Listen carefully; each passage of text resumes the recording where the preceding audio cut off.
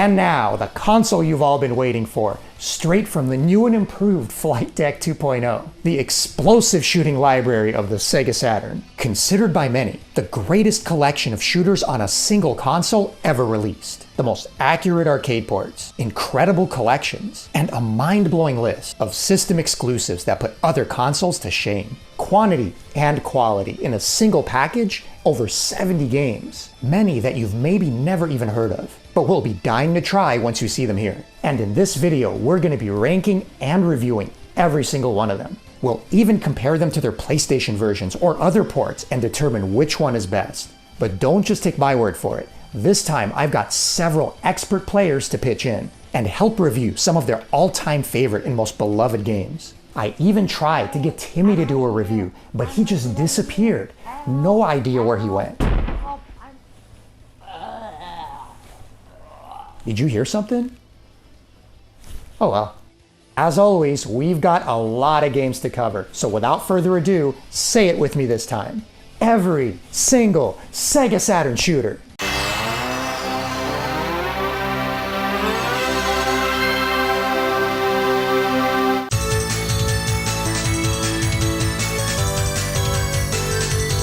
Talk about a great game to start a video. BATSUGUN is phenomenal and historic on so many levels. Partly the brainchild of Tsuneki Ikeda, you know, the guy who went on to Cave and designed the Donpachi series, the father of bullet hell? Yeah, that guy. BATSUGUN is where he got to stretch his wings and introduce his ideas. Officially recognized as the prototypical manic shooter that bridged the gap between the classics and bullet hell, it introduced new types of bullet patterns never seen before. Along with massive weapon power, BATSUGUN is short and sweet, a storm of bullets from start to finish. If you're not a fan of traditional shooters, checkpoints, recovery, then BATSUGUN is for you. It uses a leveling system where killing enemies and racking up your score levels up your shot. Another great aspect of BATSUGUN is its special mode, my favorite to play. Your ship's hitbox is even smaller, and you get a single hit shield with every new life. The first loop is incredibly accessible, and a game I recommended in my original Best Shmups for Beginners video. You get a cornucopia of new scoring options, and the game gets serious from the second loop onward with suicide bullets. BATSUGUN could have been better. Its art design isn't quite on the level of some of Toaplan's previous games, like Dagyun and Tatsujino.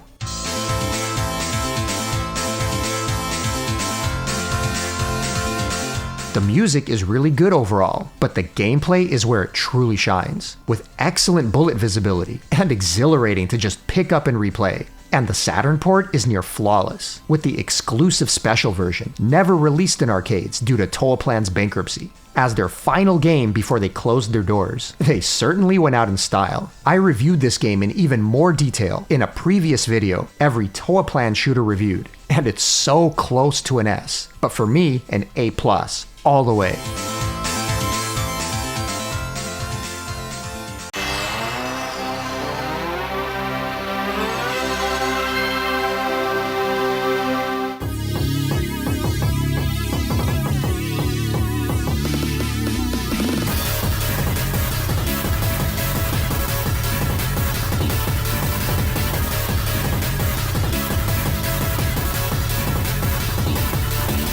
Battle Garegga is infamous for mainly one thing, and it's not the hyper-detailed art design, nor the kick-ass pumping soundtrack, not even for its impressive ship roster, or crazy intense gameplay. No, it's legendary for its intricate and cryptic rank system that demands your attention and wipes the floor with unsuspecting players. Garegga is awesome, both in its design and ability to humble the most seasoned of players. You're gonna work if you want to see what the game has in store. But my hypocrisy with Garegga only goes so far, and my time with it pretty casual. So I brought in Mark MSX from the Electric Underground, the man that by now, at least for anyone watching this channel, should need no introduction, and he's gonna give the Saturn port of this killer game the royal treatment it deserves. So take it away, Mark. What is the greatest EA game of all time? Is it Need for Speed? Why, of course, it's Battle Garegga for the Sega Saturn.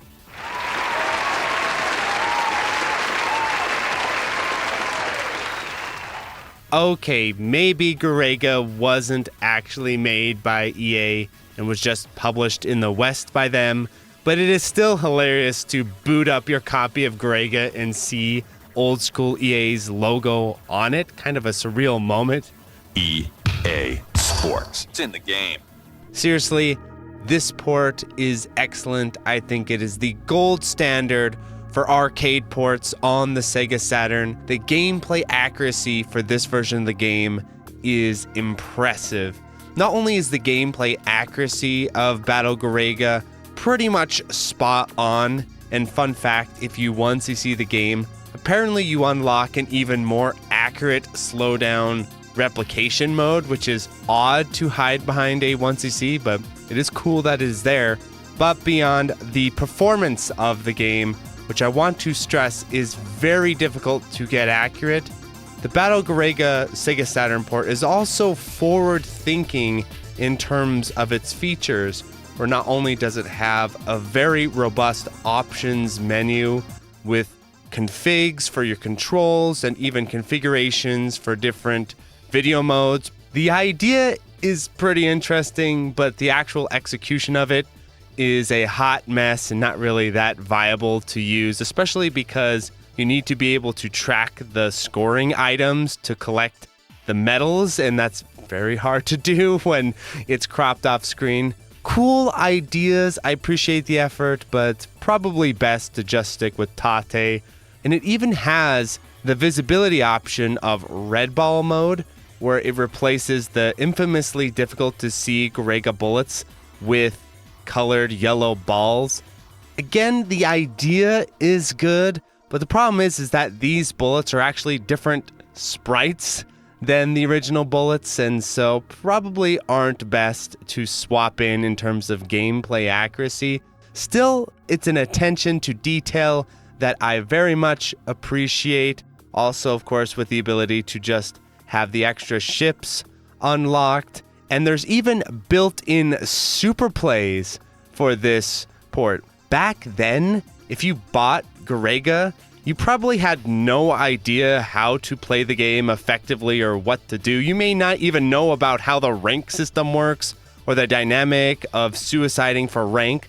All of that may still be a mystery for you back in the 90s, and so having the built-in super plays, especially for a game this complex, is a brilliant idea, and who knows how many people it helped along the way. Plus, the Saturn Arrange soundtrack sounds amazing, and so overall, Garega is one of the best arcade ports on the Sega Saturn. It really is ahead of its time, incredibly impressive, only truly eclipsed by, of course, the PS4 M2 Revision 2016 port. Yeah, still very well made, a historically important port, managing to beat out even the Need for Speed, and that is quite the accomplishment.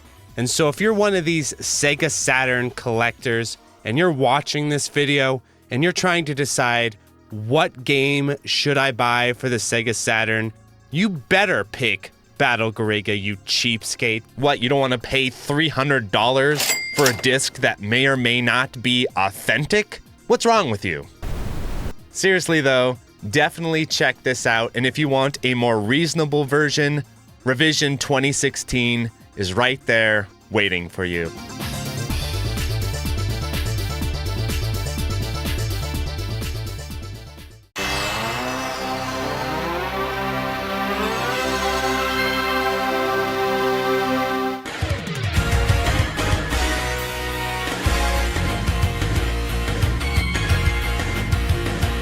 Blastwind gets no respect, except from those who know, including my friend Actane, a big fan of the game and the perfect player to review it. Not only does he moderate the Shmup Junkies Discord, run his own channel called Actane's Arcade, and host regular live gameplay events, but he's been instrumental in helping novice shmup players feel welcome and gain confidence. Being a fantastic beginner shmup, I can't think of anyone better to give his take on Blastwind, so take it away.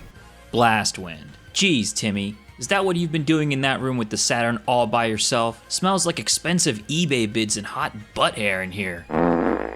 Let me tell you a little story. A long time ago, well before Team Ladybug named their excellent horizontal shooter game DARIUS, we had another unfortunate name in the form of BLASTWIND. So does this game suck or blow? And more importantly, am I a fan? Okay, fine, I'll spare you the dad jokes. Maybe. Technosoft, then known for their extremely successful and popular Thunder Force series, had just released HYPER DUEL in the arcades as their first arcade release, and were looking to follow that up with their second, a vertically scrolling shooter, something we hadn't seen from this studio ever. Rumored location tests for initial versions of this new vertical shooter failed miserably in 1993, and a version entitled Inazuma Saber was reportedly tested in 1994 and also scrapped. It wasn't until 1997 that BLASTWIND was finally published for the Sega Saturn in Japan only. While putting aside the exorbitant collector prices that this game goes for, what we have here in retrospect is a very minimalist and enjoyable shooter that never really got its due. Does it look as good as Thunder Force 4?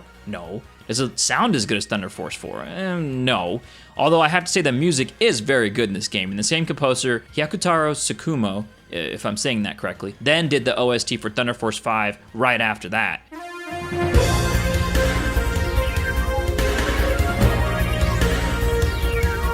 However, even that is sort of ruined by the sound balance. The music is way too quiet on the release, leading to several ROM hacks that crank up the tunes. So then, does it have a lot of different weapons? Nah. Selectable stages? Well, not exactly. Does it have crushing memorizer moments with brain-blasting difficulty? No, not really that either. In fact, players looking for their first 1cc might do worse than check out the normal mode of BLASTWIND. This isn't looking good. But what if, stay with me here, what if we put that aside and stop comparing this game to Thunder Force and look at the game for what it actually is? This is a very solid arcade shooter with some really fun level designs and interesting mechanics, and some really beautiful 2D pixel art and detail. The pixel art did not succumb to the pre-rendered trends of the mid-90s that, plagued Sokyu Gurentai and Nebulous Ray. Those games look okay, but this stuck to the old school formula of beautiful, crisp pixel art with a nice edgy style. That's something you kind of weren't getting during that time. I mean, how many games have vertical score displays? Swanky. And while this may not have wowed people in 1997, I think in retrospect we can say parts of the game are quite beautiful. And watching the Gorn Emperor climb into his battleship at the end of the game before the final battle with all his little pixel buddies never gets old to me. Nor does watching the stage mid-boss get wiped by his own laser traps. We got a hyped up cyberbike tank, we got the classic boss that takes up so much of the screen that you gotta destroy it bit by bit. It's all in here. And while it's 1/3 the length of Thunder Force, why do we see that as a bad thing? There's a full meaty game here to be enjoyed and replayed. While there aren't any stage order choices, you do have these little switches throughout stages that will shift the stage routes to a different path, often ending in a different boss or going through completely new sections of the stage. You can tell which ones of these are often good or bad ideas for survival and scoring, and those answers are not always the same. Figuring out your own personal route is a fun way to play this game, and feels distinctly different from Thunder Force, where you're going to play every stage anyways. The power-ups themselves are really neat too. Instead of giving you score once you max out on power, what they do is they give you a horizontal full-screen invincible laser that you can use to bully bosses and sit right on top of them. Despite all the pros and cons of this release, I'm a huge defender of BLASTWIND, and I've cleared on normal and on hard, and was one of the reasons that I bought my Saturn in the first place. Why, you ask? The reason is simple. This game doesn't waste your time, and what it gives you for its short runtime is a solid vertical arcade shooting with beautiful, good old pixel graphics and a slam and synth rock soundtrack. You really can't go wrong with this game, and I encourage everyone to blast some wind every once in a while. You'll feel better, trust me.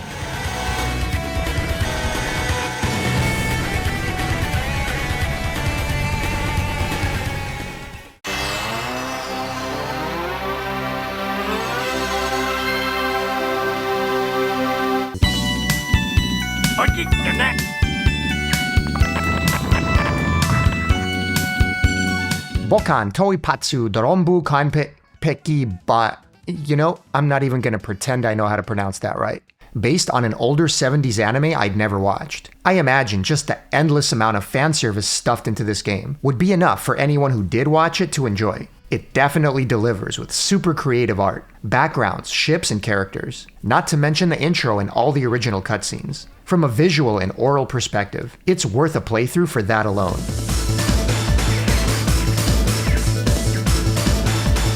It looks great, sounds great, and has a ton of charm.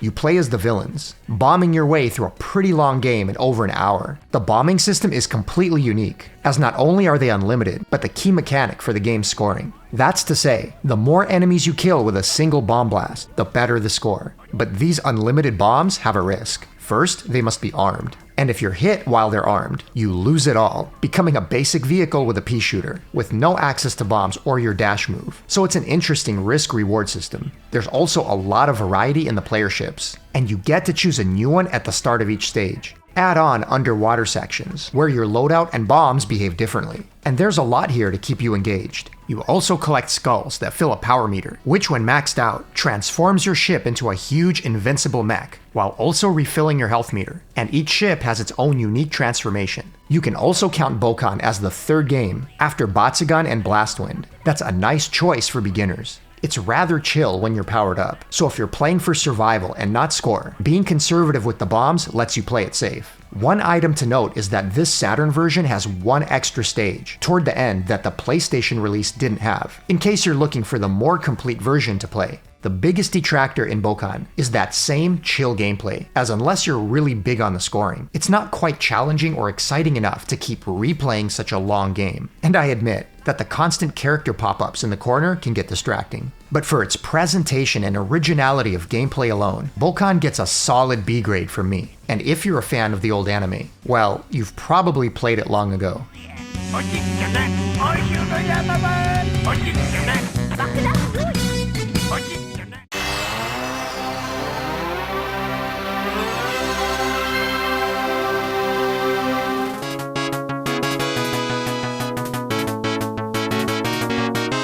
Capcom Generations 1, The Wings of Destiny, not to be confused with The Pick of Destiny, which we're not going to review here, but I digress. I never played the original 1940s games much, and find the original to be tedious, so I reached out to Pearl, an expert who knows these games extremely well. Pearl is an absolute beast of a player, holding world records in a ton of obscure games. He specializes in finding new strategies for virtually unknown and unplayed games, and his YouTube channel is a sea of expert game clears, strategies, and instructional videos, with a serious knack for finding hidden exploits and glitches like a bloodhound. And wouldn't you know it, he picked this collection to give us the quick lowdown on all three games. So without further ado, take it away, Pearl.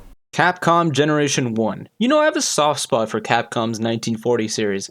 No, not 19XX or 44, but 42, 43, and 43 Kai. So hey, this collection's sounding pretty great. How's about we do a quick little history lesson on these three classic titles? 1942, one of Capcom's earliest releases. It's a primitive game, featuring just a basic shot and a loop-de-loop at your disposal. This game is long, and dare I say, kind of a slog. It's 32 stages long, where the background doesn't change much at all, and oh man, that music.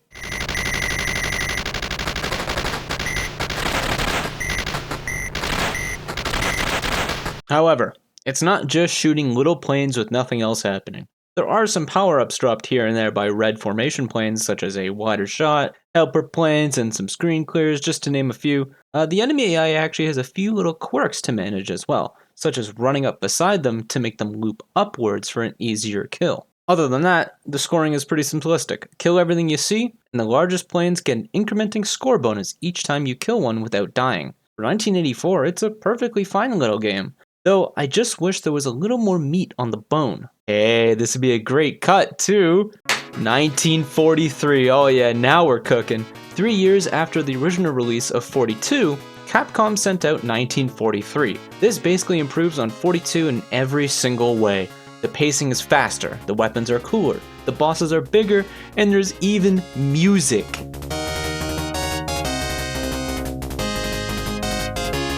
16 stages of naval warfare, with the typical 1943 difficulty spike jump scare happening at stage 8. You know, it's always really jarring when it happens. It goes from slow to fast right away. 4 weapons that you cycle through power-up items from shooting them: shotgun, auto, 3-way, and shell. And a health bar that isn't annoying and actually fun to manage, since the game is pretty generous with health item checkpoints throughout the game. This game is great. Sure, the scoring is kind of busted due to how much RNG there is, but as a chill, lay back and shoot game, oh, it's wonderful. Okay, now they made 1943 Kai, a sort of black label-ish version of 1943. Different music, ship design, and new-ish weapons, such as the laser in its upgraded form. The game has been shortened to 10 stages long, which is a pretty nice change. However, the balance of the game is kind of just all over the place. The shotgun is by far the absolute best in the game, second by the level 2 laser, meaning the auto weapon, 3-way, and shell are almost useless, and somehow the scoring is even more random. I don't know how they did it. Honestly, at the end of the day, I prefer 1943, but 1943 is a welcome change. Oh right, the port! Yeah, so this is a pretty bare bones port. I mean, it's kind of to be expected since it's 3 games in 1 after all. You get some little goodies here and there, such as art and secrets to unlock if you get far enough in the games, and tips to learn from in Japanese, but that's about it. The customization is also kind of lacking. You have no auto-fire adjustment, locking at around 12 Hz for the fastest speed, meaning I can mash faster than it. And the Tate mode looks weirdly squished, but the games themselves feel pretty alright. A little bit laggy at times, but everything else seems to be really spot on.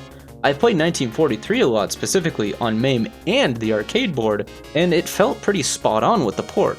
Though the classic Saturn sound effects rear their head again. Everything that isn't music sounds like it was recorded underwater. Now, I don't know if it's just me, but 1942 feels a lot more aggressive here than on the arcade version. Maybe just stay away from 1942 in general, like as a game, but 1943 and Kai feel great. They even have the weapon codes implemented, such as holding A at the start of a stage for a 3-way. Isn't that nice? This is a collection that I'd say is pretty good, albeit a little bit bare bones, just because of how good 1943 is.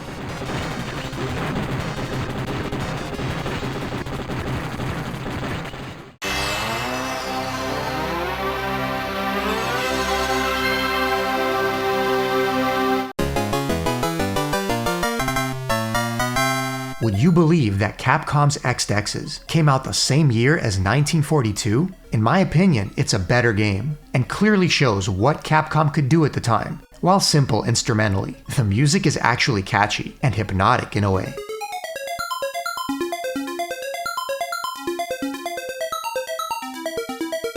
The enemies more interesting and varied, each with their own patterns and how they enter the screen. And there's actual boss battles. For 1985, there's not much to fault, and it's frenetic and addictive, not nearly as frustrating as 1942 arcade, personally. Renamed as Savage Bees overseas, you could even make the argument that it's one of the first games to feature insect-like enemies and designs. So maybe I'm just a sucker for sci-fi, but I find the other game on this collection, Vulgus, better than 1942 as well, released even earlier in 1984. It's incredibly short at under 10 minutes, but non-stop action from the get-go, and meant to loop. The way the enemy ships attack you and almost chase you around the screen is also fun and addicting. It even has some nice stage variety, going through a few different areas and backgrounds during its short runtime. You grab POW icons to stock missiles, which are useful for bosses, or taking out rows of enemies at once. Okay, so the music is still really basic, but it is still better and more catchy than 1942. So thank God that someone at Capcom decided to add an arranged track this time. And maybe it was pissing them off too while they were porting. So maybe they decided to do something about it.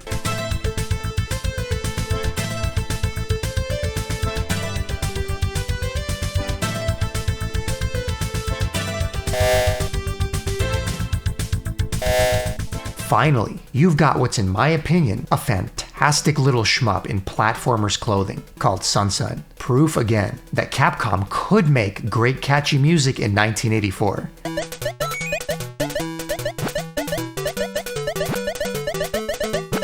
Sun may be my favorite game on this collection, and doesn't mess around as you progress further. Highly recommend it if you haven't tried this classic, whether you believe it's a shmup or not. This collection also has a 4th game, Pirate Ship Higemaru, so while I'm not rating the entire collection, I am rating the 3 shooters on offer. Do you really need a 32-bit Saturn to play these classic arcade shooters from the mid-80s? Not really, but they are good games. I wouldn't say I prefer them to 1943 on the first collection, but that's not fair considering they're multiple years older, taken on their own as solid ports, Tate mode or not. Both Vulgus and XDXs, along with Sun, are all addicting games that I don't mind replaying. 3 classic games I enjoy, so this collection gets a B grade.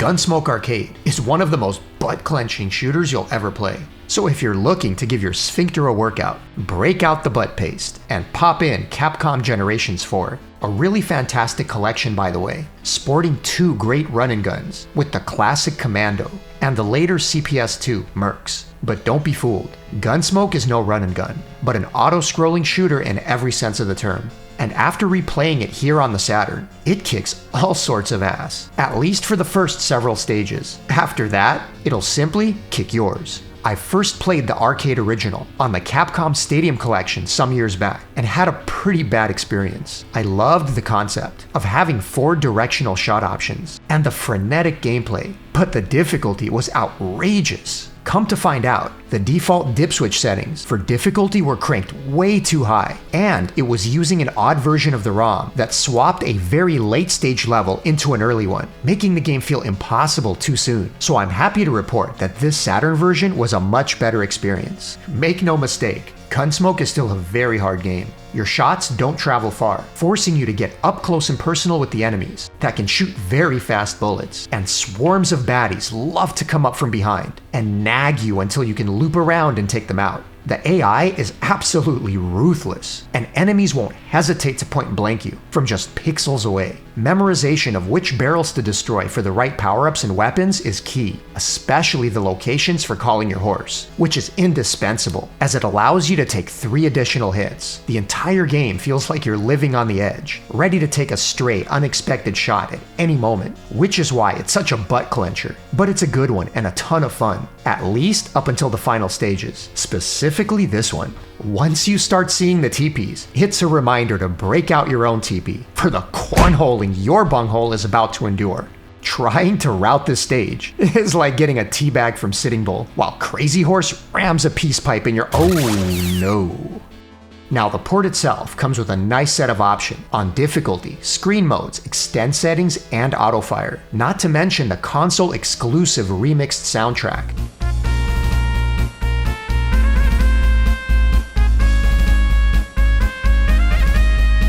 Both versions on Saturn and PS1 seem nearly identical to me, so you can play it on your system of choice. You've got 3 solid games on this collection, and while I'm not rating every game here, maybe save that for an every run and gun video in the future, this arcade accurate port of Gunsmoke is solid. Just be ready for that fat peace pipe in your oh no.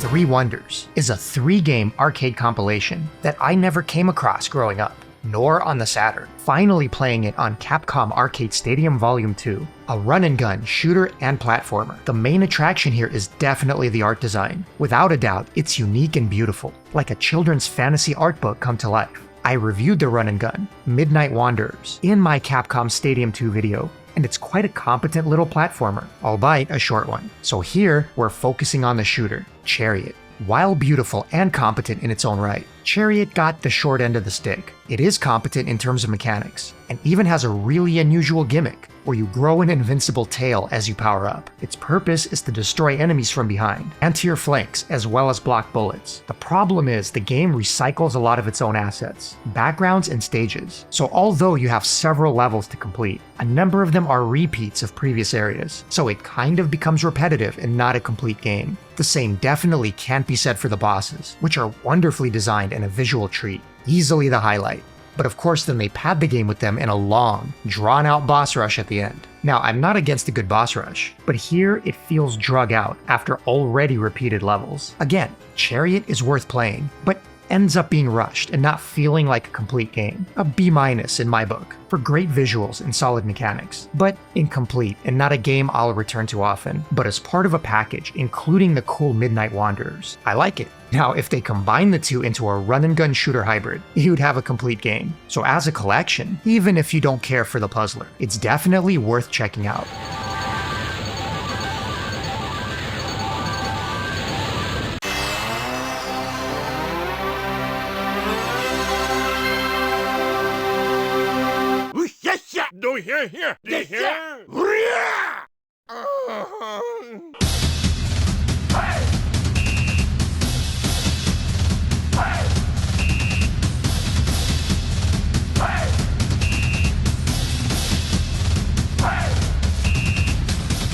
all the Chowaniki games, this one is definitely the Chowanikiest. A game I reviewed back in my old Weird Shmups video, and it's an epic train wreck. Completely insane, with a whole lot of membrane. So intentionally bad that you just can't look away. And I mean that in a good way. Not every game or movie is high art, and this Chowaniki is not that. It's an absurd, perplexing, poke my eyes out with a pitchfork before I can't unsee what I just saw game. I've heard that if you know Japanese, this game makes even less sense. And I believe it. I'm not even sure if they ever set out to make a good game. Just a spectacle that keeps trying to top itself at every turn. It's like pumping iron and Caligula had a baby. Then the baby had diarrhea and you threw it in a blender. And if you're a weirdo like me, you'll definitely find it hilarious.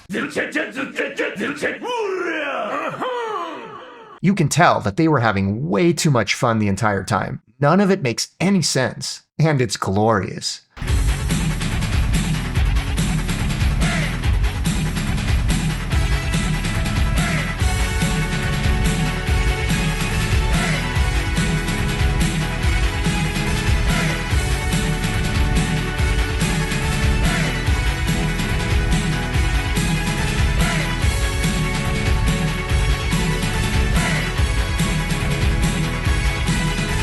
But what makes this sequel extra creepy compared to the PC Engine games are the digitized realistic graphics instead of the pixel art. So they used real people, grafted to all manner of debauchery in a merciless regurgitation of homoerotic and absurd imagery. Oh yes, he love you long time.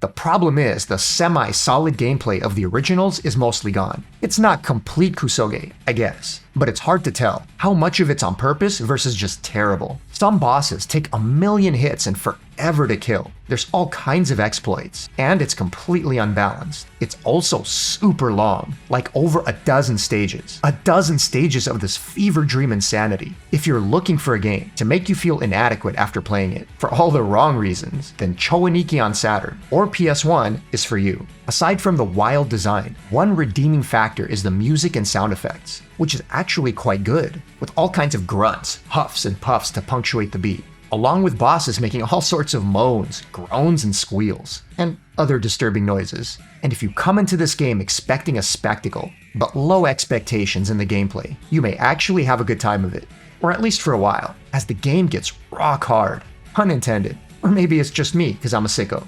I meant I had a good time with it, not got hard from it. You know what? Never mind. A below average shmup with an unforgettable presentation. This Chowaniki gets a C+, simply because it's a game I can't possibly forget.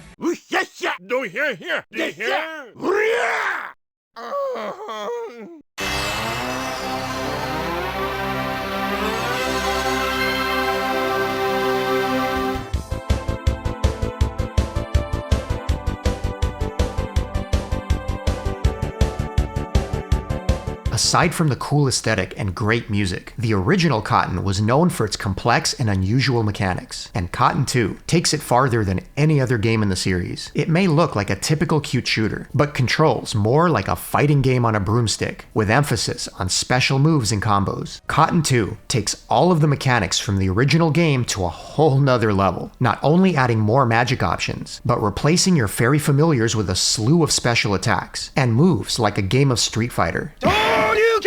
You even have a health bar, and can take multiple hits now before dying. You've got upward and downward Hadouken motions that release fireball bursts for enemies above and below, back forward and reverse motions for concentrated and spread blasts, double tap motions for throwing your bombs in different arcs and directions, press and holds and double taps for dashing and increasing your speed. You also have a grab attack, which can throw just about anything in the game, even steal weapons from this boss, and a super move that unleashes all 3 magic bursts, but is legit hard to pull off like a Mortal Kombat finisher. I hope that you're either playing with an arcade stick or a really smooth pad, cause your thumb will hate you after a few rounds with this game. Luckily, the Saturn version makes this a lot easier. That lets you map special moves to extra buttons on the controller. But the most important and useful change in Cotton 2's gameplay is the bubble system. When you hit enemies with special moves, it seals them inside a bubble. You can then grab and use that bubble to throw into more enemies, which seals them too and creates chains, allowing you to clear the screen of enemies much faster than using brute force. These bubbles can then be picked up for experience points, or shot to become recovery willows and restore health. This throwing in bubble system is by far the most interesting mechanic of the game, and what makes it so much fun to play. And once you do get it down, then you really get to enjoy the beautiful art design and creative levels. There's a Saturn mode, which mixes up the stages, with reskinned backdrops and boss appearances. You also unlock Appley as a playable character once you finish the game, and even if nothing will ever stack up to the brilliant music tracks of the original, the music here is still really well done and fits the game perfectly.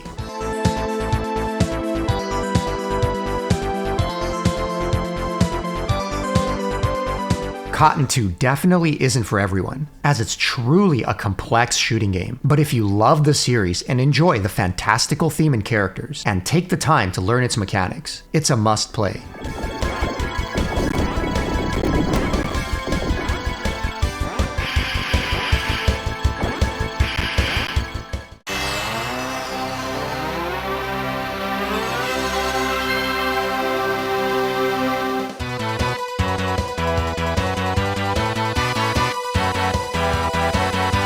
Cotton Boomerang doesn't mess around in showing you that it's a very different game from Cotton 2. I've seen articles and reviews out there that say it's mostly the same as Cotton 2, and I'm not sure what game they're playing, because they're completely different to me, with a lot less in common than they actually share. The graphics aren't just redone and improved, with new artwork and a remade layout. The enemy selection and patterns are also completely different, with them coming at you in much larger numbers and more aggressively from the start, with a lot more bullets filling the screen. In return, you're given a lot more firepower that's easy to use, a clear reversal from the first game. While you can technically still use some button combos if you really wanted to, all of the special moves are now mapped to regular buttons. Your powerful forward burst is just a button press away, and you can use your magic an unlimited amount of times by pressing and holding the attack button. Same goes for your upward and downward shots. Everything feels like a more traditional shooter, with plenty of heat at your disposal. So if you wanted to ignore the special attacks and combos, and play it like a typical shooter, you absolutely could. You no longer have a health bar, though you do pick up barriers throughout the levels that'll let you take an extra hit. That's offset by your new team of 3 characters that you can swap back and forth until you run out of change icons. And whenever you tag in, it sets off a screen-clearing bomb as a bonus. Unlimited firepower and magic. Sounds like it would make the game easier, but that's not really the case. Easier to pick up and play, maybe, but not to finish. Boomerang is much more aggressive in how it attacks you, requiring a lot more bullet dodging to get through. I personally found the smaller Silk to be my favorite character, as her base shot still kicks butt, and her size makes it easier to squeeze between bullets. The music is also redone and different, and in my opinion even better than Cotton 2. The homage stage is really cool and my favorite in the game.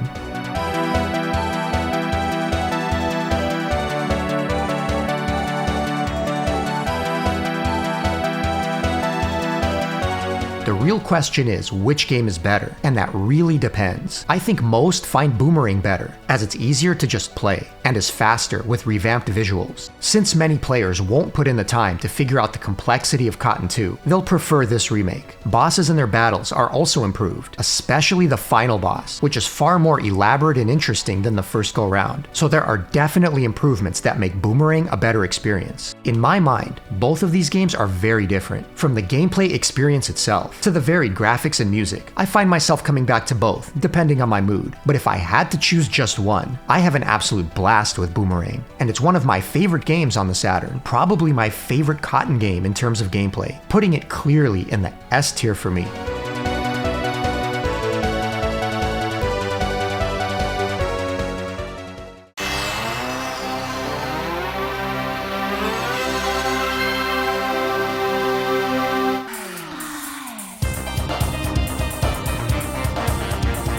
Darius Gaiden is arguably the best game in the series. Not just a fantastic game, but a visual and musical work of art. Only a true superfan could do a review of this game justice. And when it comes to Darius, few have more love for the series than Bofner. He has my absolute favorite review of the game on YouTube, on his own channel, so I reached out and asked him to do the honors of reviewing it again for us in this Saturn Mega video. So you're in for a treat, and psychedelic space sashimi is on the menu.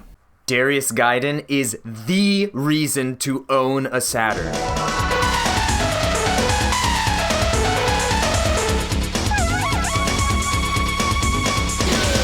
Psychedelic visuals, otherworldly music, and even more fish. Darius Gaiden takes everything that the series had built up to that point and pushes them all to their limit.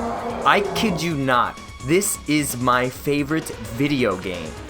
To play Darius Gaiden is to love Darius Gaiden. It's so easy to just turn your brain off and say, "Oh, look at all the fish," and I love doing that, but there's also so much more beyond its beloved marine aesthetic. Going from Darius 2 on Saturn to Darius Gaiden, you can just feel how much more honed in the controls are this time around.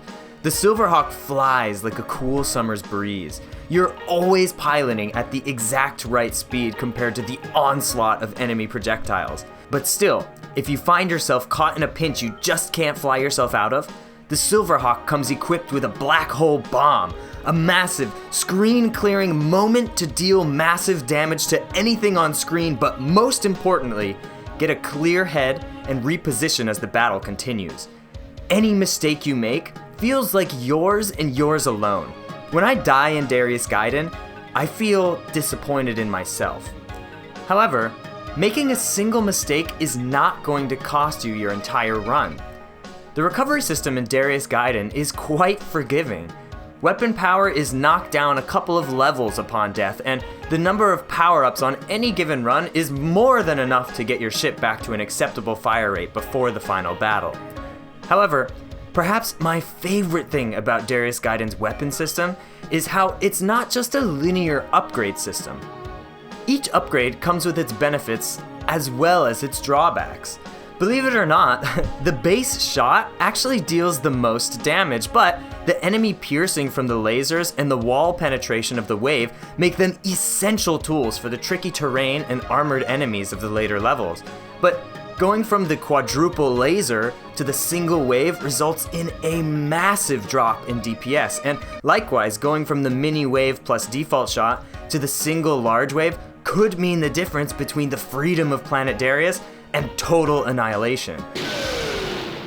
In a regular run, you have to anticipate which stages drop which power-ups, and when you make a mistake, you've gotta think on your feet and make sure you aren't pushing your upgrades further than you're prepared to do. 30 Hz autofire is totally unnecessary if you've mastered the Silverhawk's artillery. The first few Darius games are known for their 28-stage branching paths, but for the first time, the journey from start to finish really feels like you are the pilot navigating your way from Vadis to Darius in order to take back control of the planet your people once called home.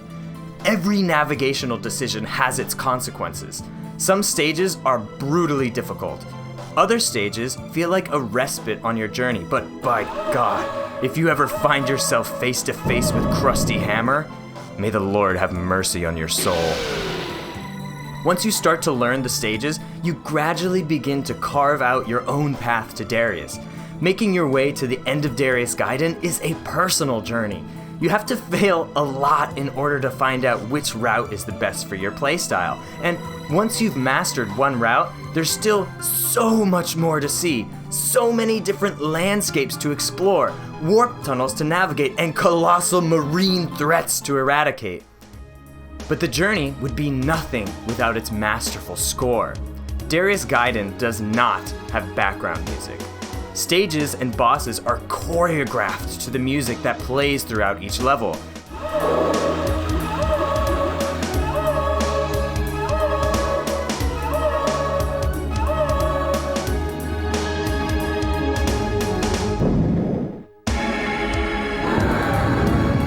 The music is used to its full extent to bring out the struggle of our pilots onto us as players.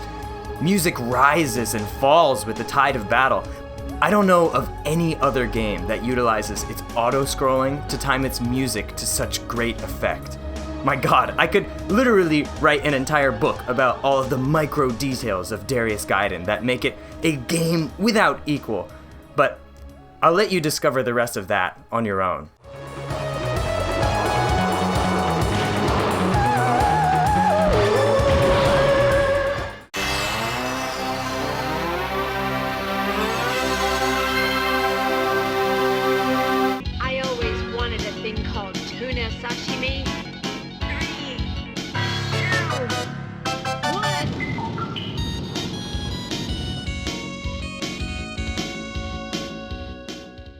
One of the most amazing parts about the arcade version of Darius 2 is the multiple monitor setup.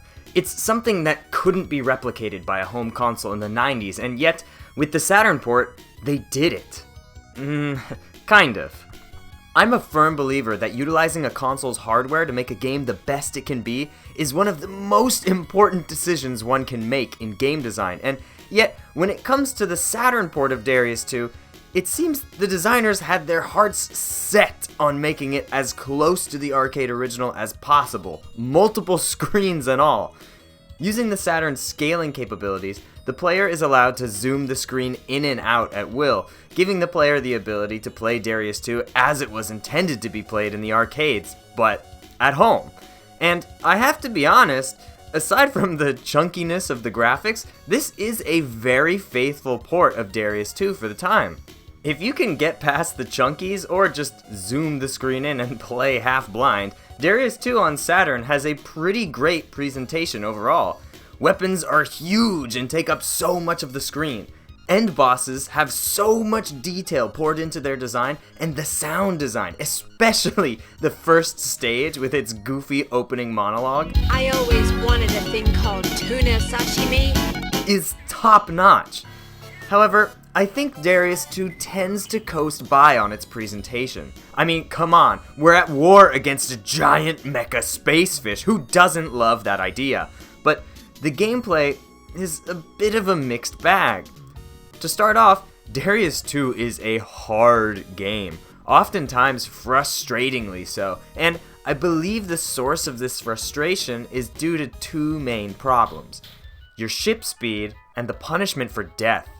For such a wide game, the Silverhawk sure does take its time to get around the screen.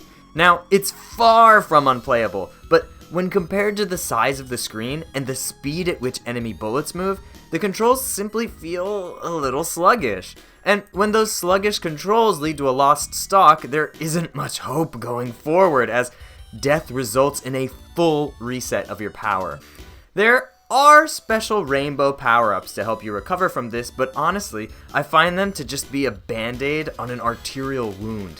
When I die in Darius 2, I feel frustrated. Levels look good, but tend to feel a bit samey. Zones B and C are definitely different, but what exactly is different about them, I couldn't really tell you, since they kinda just look and feel the same. There's a total of 28 stages, but it feels like a case of quantity over quality here.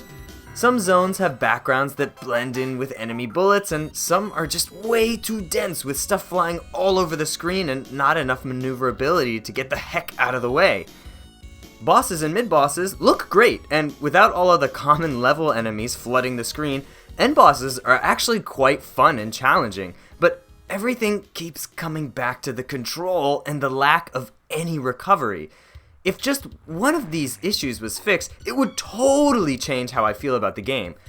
Unless you're a die-hard fan of the double width aspect ratio, I have to say that any other port of the game is going to be a better choice if you want some Darius 2 action in your life. If you want a great little faster paced romp, try the Genesis or Mega Drive port. If you want some great rebalancing and an incredible music arrangement, go for the PC Engine port.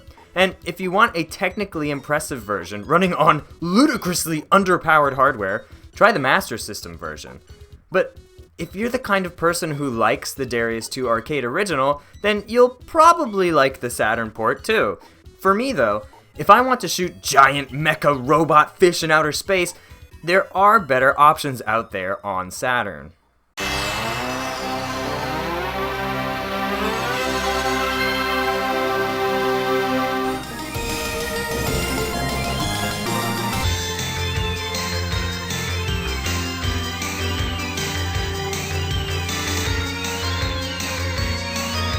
The Twinbee Deluxe Pack on both the Saturn and PS1 contains two of the three best Twinbee games released, Datana and Yahoo. And the original Datana Twinbee is clear proof that Konami gave Nintendo a run for their money as the premier company that liked to torture children during the 80s and 90s by luring them in with candy-coated dreams before hog-tying them and throwing them into their white van.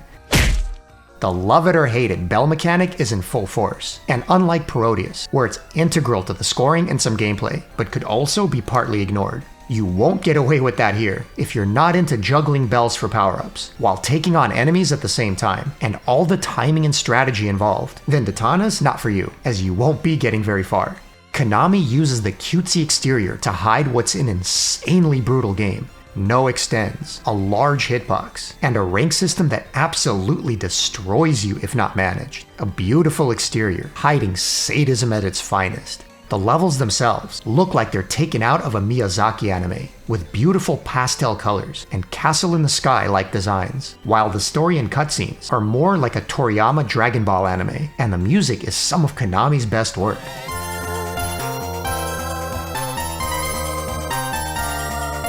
It is the seminal Twinbee game, but more for its aesthetics and uniqueness than its unforgiving gameplay. One thing to note is that neither version, not on Saturn or PS1, have a Tate mode, but it's managed well, and doesn't much detract from the game, unless you're a stickler for the arcade original. In which case, the arcade screen mode, while smaller, will provide exactly what you're looking for.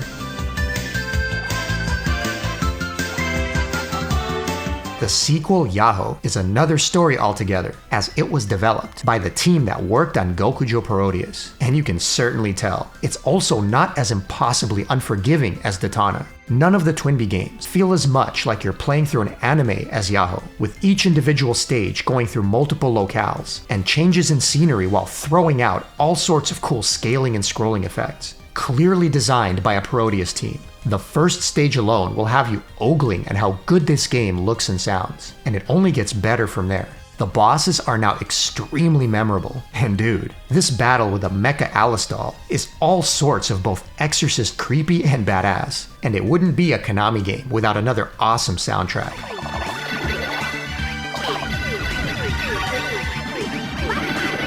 You now get to choose your loadout across 4 different charge beams, from the usual forward power shot to a long-range power punch, and a homing ground bomb, which can be super useful, as bombing ground targets with all the mayhem isn't easy, and many of those ground enemies contain a new set of secondary power-ups. You can carry up to 2 at a time, flamethrowers, bombs, a bazooka. The trade-off is if your hands are holding the weapons, then you can't use your ground bombs, so while important, the bell mechanic isn't as suffocating as it can be in previous games, for those who just don't vibe with it, making Yahoo feel less constrained and more accessible. The original Datana is an A- for my preference, while Yahoo is phenomenal and just shy of an S. Combined, it's an amazing collection, only short of an S due to its lack of an original arcade Tate mode and relatively Spartan options, but the ports are fantastic, and were the way to play them at home at the time.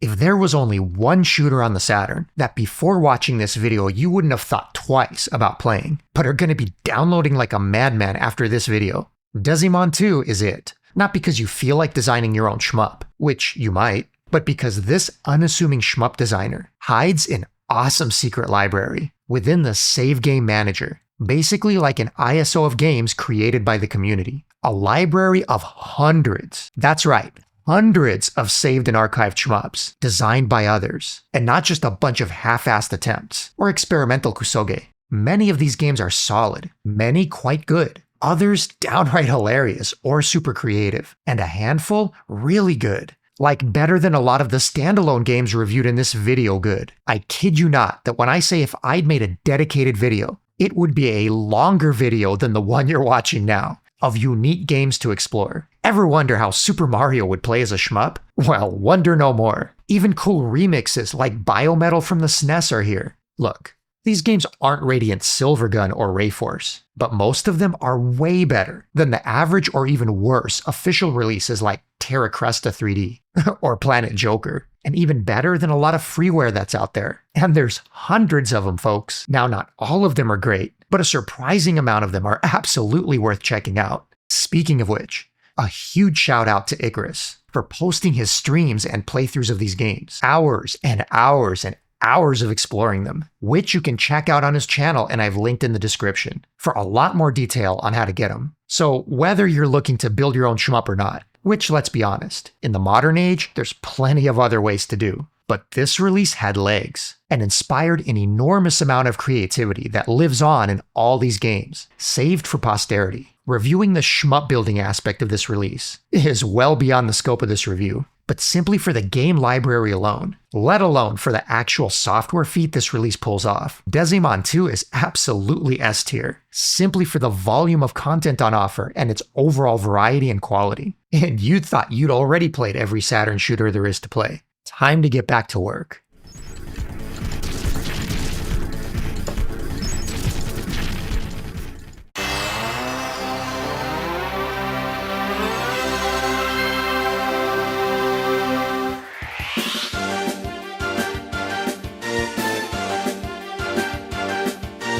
Cave made a lot of incredible games, and is considered the company that set the standard for the bullet hell genre, and their Donpachi series is what put them on the map. It's no exaggeration to say most consider the sequel Dodonpachi to be the quintessential bullet hell game, with the original Donpachi an early blueprint of what was to come. When it comes to Cave, no player and reviewer has gone more in depth with these classics than Mark from the Electric Underground. Almost no player, certainly no other reviewer, adores the series like Mark, so he probably would have strangled me if he wasn't going to be the one to cover those games. And we all know that Mark ain't going to pull any punches if ports of the games that he holds so dear don't cut the mustard. So he's going to take it from here and tear these ports apart. The good, the bad, and oh, the ugly. Take it away, my dude. Donpachi for the Sega Saturn. The first thing that needs to be understood about this era of Cave ports is that they used hardware-based slowdown to balance their bullet hell patterns, meaning that when you get a lot of bullets on screen and they start to slow and give you time to react, this is not some direct code telling the bullets to behave this way. It is actually the hardware itself dropping the frame rate. And so when it comes to doing a port on a separate set of hardware, like the Sega Saturn, this effect can only be approximated rather than directly emulated. And adding to the complication is the fact that the original Cave boards run at this funky frame rate of 57.6, whereas the Sega Saturn, at least here with Donpachi, runs at 59.8 frames, which is a 4% increase. And that may not seem like a big difference, and it wouldn't be with other genres of games, but with bullet hell shmups, where the auto scroll constantly updates every frame and everything runs on a timer, that 4% quickly adds up to a lot of changes. First of all, the bullet speeds being not quite right, the timing of the enemy patterns being not quite right, and then the Saturn itself just rendering and displaying the game in a totally different manner. And so if you're interested in playing Donpachi seriously for score, the Saturn version is not going to cut it because it just is not accurate enough with the timing and with the behavior. But I imagine most of you are not really concerned about getting world record scores here. And so how close is it just for casual play? It's pretty well done, I would say. Obviously, graphically, things aren't quite right. It seems to be sort of crushed down with the explosions and some of the effects. And the shapes of the bullets don't seem exactly totally right. They are pretty close, but not quite there. And then in Yoko display, so horizontal, the graphics look awful. I don't know what interlacing is occurring, but it shimmers and jitters and just no.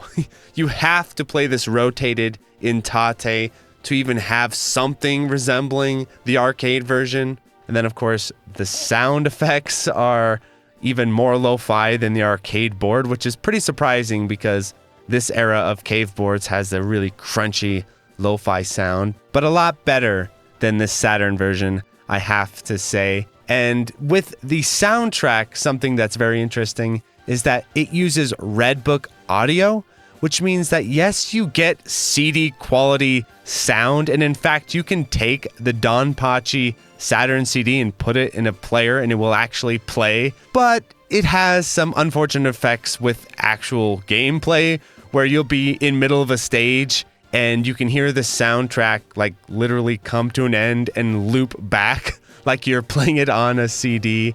And also, I assume that the really long load times are probably due to the CD Redbook audio as well. So even though it's nice and fancy in the year 19 whatever when this port came out to put it in your CD player, these days, do people even have CD players? And then of course it makes emulating the game and burning copies of the game on Pseudo Saturn kind of a mess. So it was a good idea for the time, but didn't quite totally pan out, I would say. As far as the differences between the PS1 and Saturn versions of Danpachi go, both of them have their accuracy issues with the gameplay. Even if you turn the wait option on in Danpachi, if it's anything like Dodonpachi's wait option, then it's not remotely accurate anyway. And so if you're looking for accuracy, I don't think either versions are gonna cut it. And so what's left is just looking at, well, what other features and aspects of the presentation do you care about? It seems like the load times on the PS1 version are better, and obviously it looks better and sounds better than the Saturn version. And so, it's a toss-up, but I would personally probably side with the PS1 version here, but I don't think it makes that much of a difference if we're being honest. Overall though, Danpachi on the Sega Saturn is fairly faithful. It gives you a good idea of how the game plays, and it even has this cool score attack stage select, though I don't know if it actually works in the second loop or not, which is kind of an obvious oversight. Overall, I would say if you're wanting to get a feel for Danpachi, this is pretty solid of a port, and probably the only port we're going to see for the game for a very long time, because Atlus is the publisher, and there seems to be some sort of complication going on there because all of the Atlus ports have been shaky until M2 stepped in with Esperade, and so hopefully M2 will step in again and save these early cave games like Danpachi, Dodonpachi, Guwange, because they absolutely deserve it. So fingers crossed. It's alright, but it isn't amazing. Hey, this is it, kid. Make every shot count.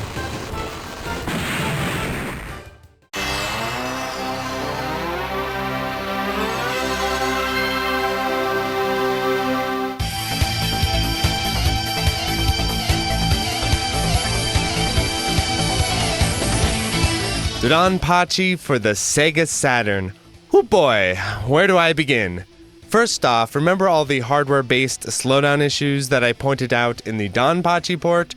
Well, they are back, and they are supercharged because Dodonpachi is even more of a bullet hell than Danpachi, and so all of these issues are just compounded to insane effect. In fact, it is so inaccurate with the timings and the frame rate and the bullet speeds that Atlus or Cave or whoever did this port went in and just rebalanced a lot of the patterns.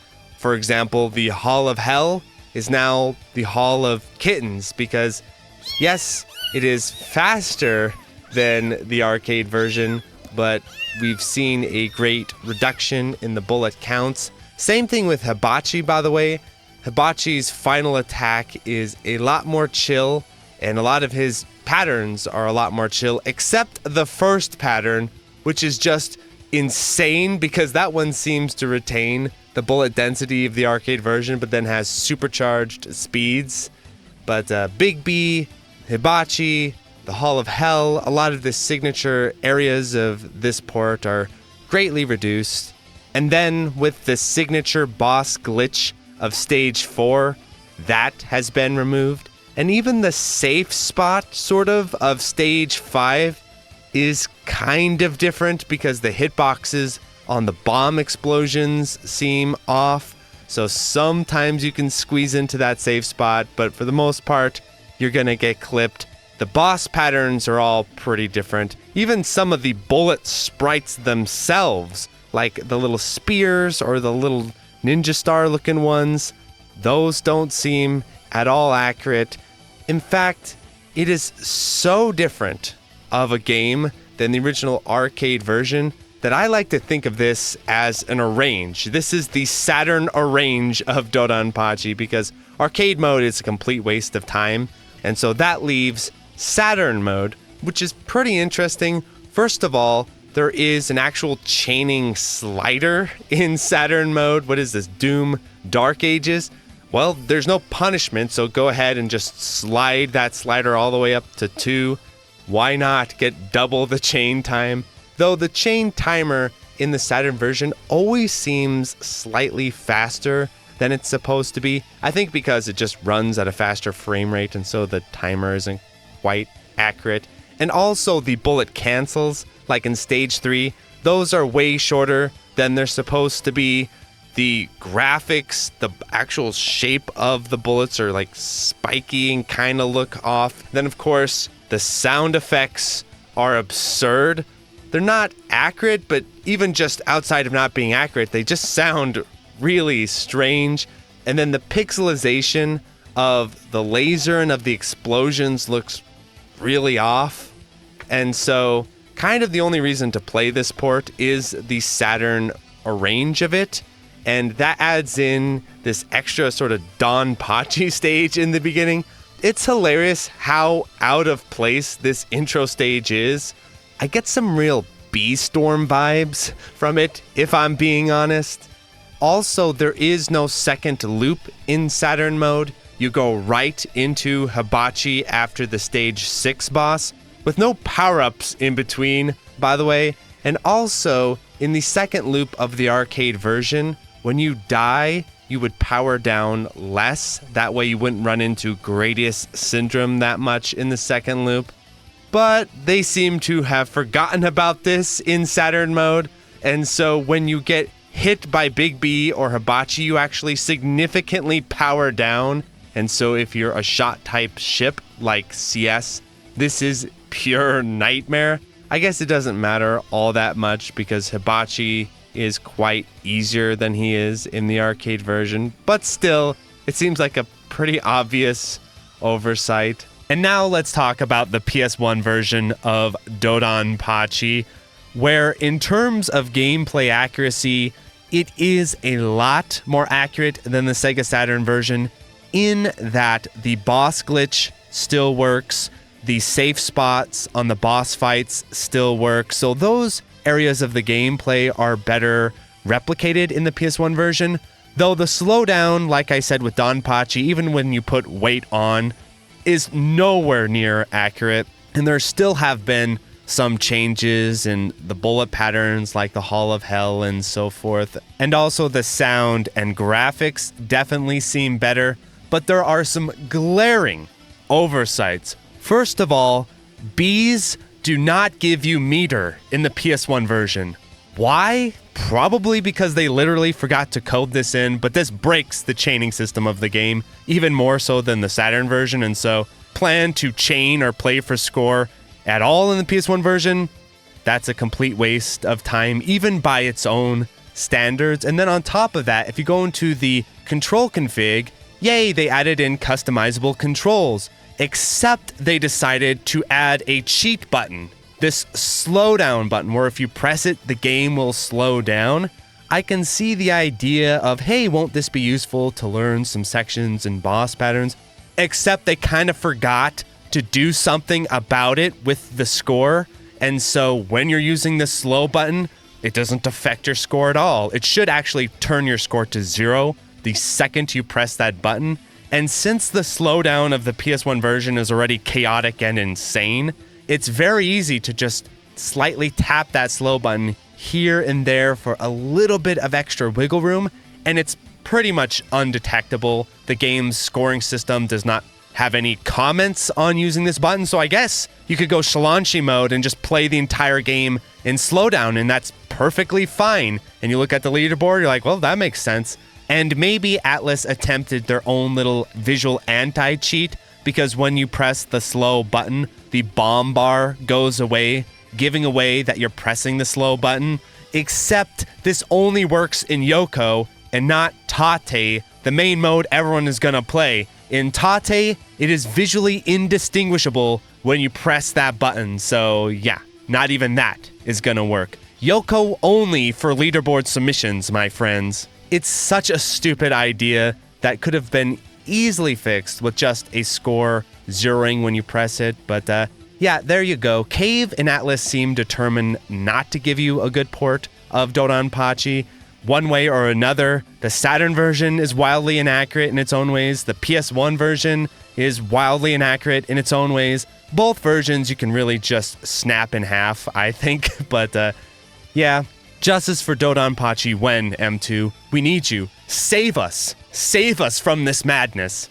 Overall, this port of Dodonpachi is, I would say, worse than Donpachi. I do not think it's really worth your time and money unless you want to play it as its own little anomaly with its own balance and bullet patterns. And so, in conclusion, I guess you could say this port is like Dodonpachi, but it isn't the real thing.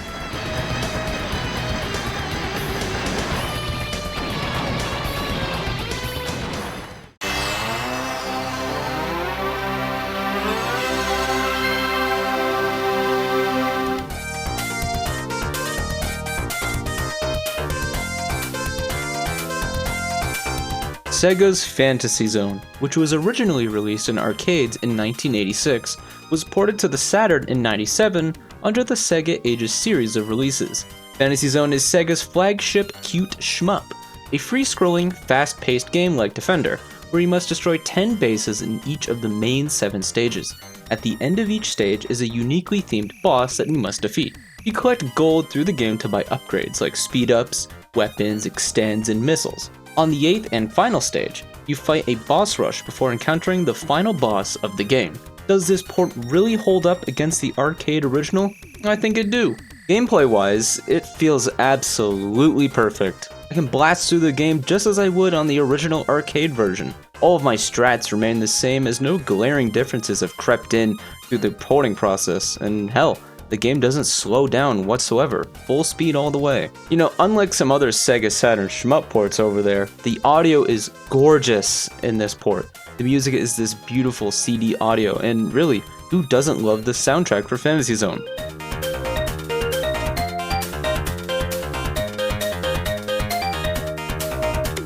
The port even has a brand new vocal arranged cover of the first stage theme. And notably, the sound effects don't sound like they were recorded under a blanket. Isn't that just nice?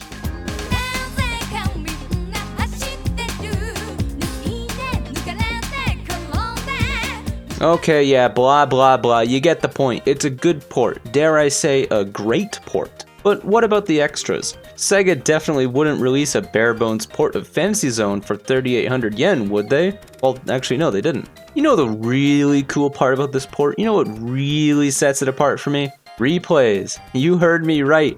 Replays on the Sega Saturn. You can record your own replay of the game and save it to either the cartridge RAM or a backup cart. While it is not as useful as it might seem to have a replay recorded to cart RAM, it's still a pretty cool feature to have in a port from 1997. Not only can you record your replays, but there's also 3 sample replays on the disc for your viewing pleasure. Assault, which is a basic playthrough, Hardest, which plays through the game on hardest as you'd expect, and Trick Play, which shows off a lot of really cool boss tricks, stuff I've never even seen before. However, something I think is a tiny detriment, a little blemish to the port, is the secret options. Not their inclusion, rather how you unlock them. To unlock the auto-fire config setting, you need to play a credit and hold shot for 3 seconds. Or the inflation setting, which controls the shot prices. You know, you need to try to purchase an item you can't afford 3 times. It's not a huge deal breaker, but their unlock conditions are really just strange. I don't know why they're there. I can just imagine the devs having a blast though programming them. Though it's really such a minor complaint, the Sega Saturn port of Fantasy Zone is goddamn wonderful. Great audio, feels perfect to play, super responsive, and has a good handful of extra features, and includes proper autofire configuration up to 30 Hz. It is a great shmup on the Sega Saturn for sure.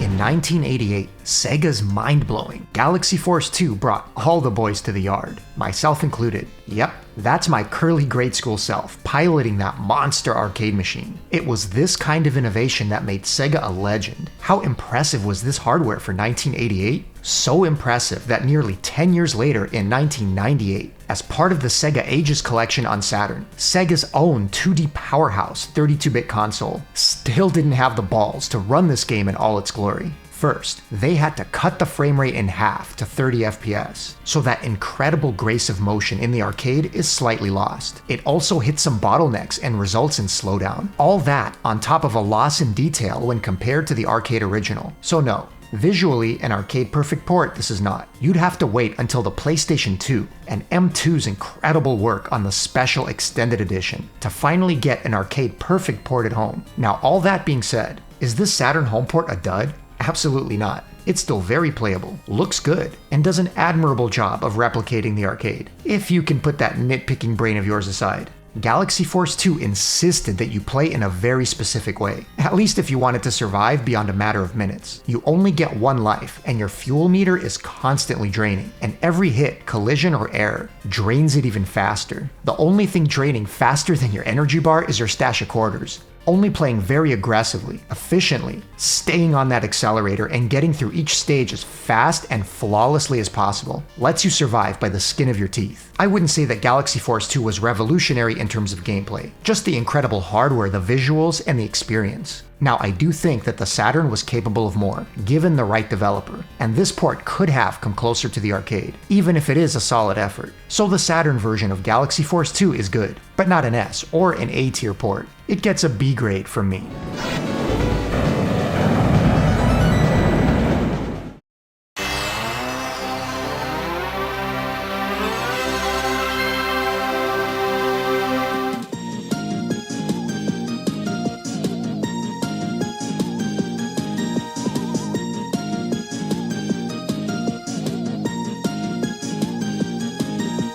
Game Tengoku is easily one of the best games on the Saturn, and one of the most underrated shmups of its time, and if you haven't given it much thought, you just might change your tune by the end of this review. Oh, you've probably seen it. A visual tour de force of video games and pop culture, with some of the most impressive graphical programming of its era. Truth be told, it's so overwhelming and distracting on first play that you'll hardly be able to focus on the gameplay, instead trying to make out which games are playing on the arcade cabinets. Personally, I love the 8-bit level, with morphing invader ships, breakout blocks, and a Star Force style end boss, and the scaling effects on the racing stage as it winds back and forth before you ascend upward into the clouds is RAYFORCE level cool. But pretty much every single level is unique and changes constantly. And don't miss the Saturn exclusive arrange mode, which adds an extra boss stage with a really creative karaoke battle, and a complete extra stage with some RPG, Dragon Quest nostalgia for good measure. You're almost better off credit feeding it once or twice, just to see all the cool shit and get it out of your system. Then go back and learn to focus on the gameplay, which is right on par with some of the most brutal games, and bullet speeds that can't be dodged by reflex alone. So if you're thinking this looks like a wacky Parodius mixed with JIKKYO, you're not wrong.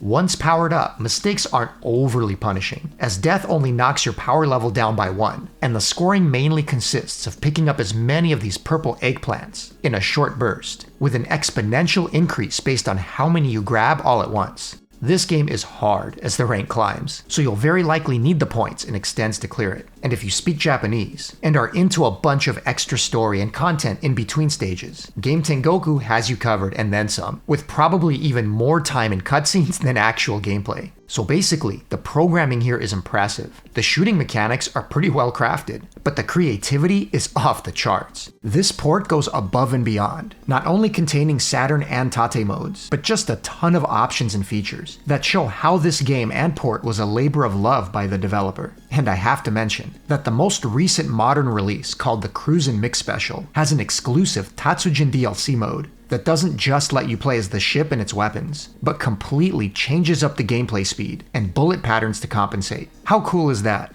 Is it really the second coming? Angelico's vertical scrolling Parodius? No, they're nothing alike. But taken on its own, Game Tengoku is fantastic, though admittedly quite brutal ride. And while not S tier, is absolutely underrated and one of the best on the console. For those that haven't, it's a must play.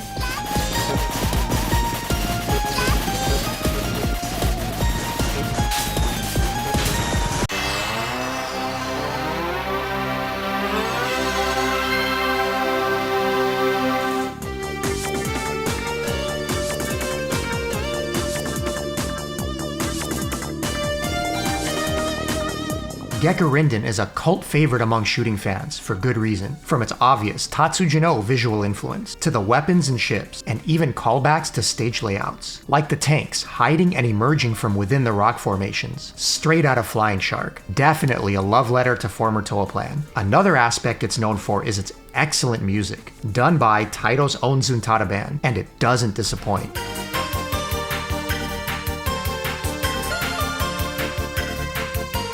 Though in an odd twist, the bosses don't have their own tracks, so they kind of just blend into the rest of the stage. The gameplay itself is actually quite a bit toned down from early Toaplan. It's even quite a bit easier than Taito's own previous hits, like RAYFORCE and the DARIUS games. It's almost like a cool fan game with solid mechanics and a reasonable difficulty. That being said, it certainly doesn't hold up to actual Toaplan, the company it emulates. The bullet patterns, enemy placement, and general flow of the game just isn't on the same level. And to be honest, neither are the visuals. Sure, it has cooler scaling effects now with better hardware, but the actual graphics and design are sometimes a bit plain compared to Toaplan's last few years. It's certainly no Tatsujin or Dagyun, but taken on its own in the arcade, it was a good game and a good time. I like it, so it pains me to say that the Saturn port was quite poorly done from a technical standpoint. The developer clearly wasn't up for the challenge. The opening stage is the most striking example, where the rotating satellite effect is completely missing and just a static image. You expect us to believe that the Saturn couldn't pull that off? Nonsense. But it gets worse. The vertical scrolling on the normal game mode is herky-jerky and a huge pain to play. There's bullets being fired by enemies off screen depending on your location. The one good thing this port has going for it is inclusion of a Tate mode, which is pretty much the only tolerable way to play it. But imagine having to turn your CRT on its side at the time, just to not have to suffer that normal mode. In general, the detail is cut down, the scaling and effects aren't implemented well, and the game has slowdown the arcade didn't. Add on the poor sound effects, and this is just not a good porting job. Now to be fair, at least in Tate mode, the game is totally playable and still plenty of fun, if you're not comparing it to the arcade. It's just a shame, when the Saturn could have easily done this game justice. So overall, GRADIUS is still a very fun and solid game, with great music and a nice homage. I can't give it a terrible score. As an arcade game, it's a B+ in my book, but as a Saturn port, this is a B- at best, and that's being generous. It's the port itself that drags this one down from being a better score.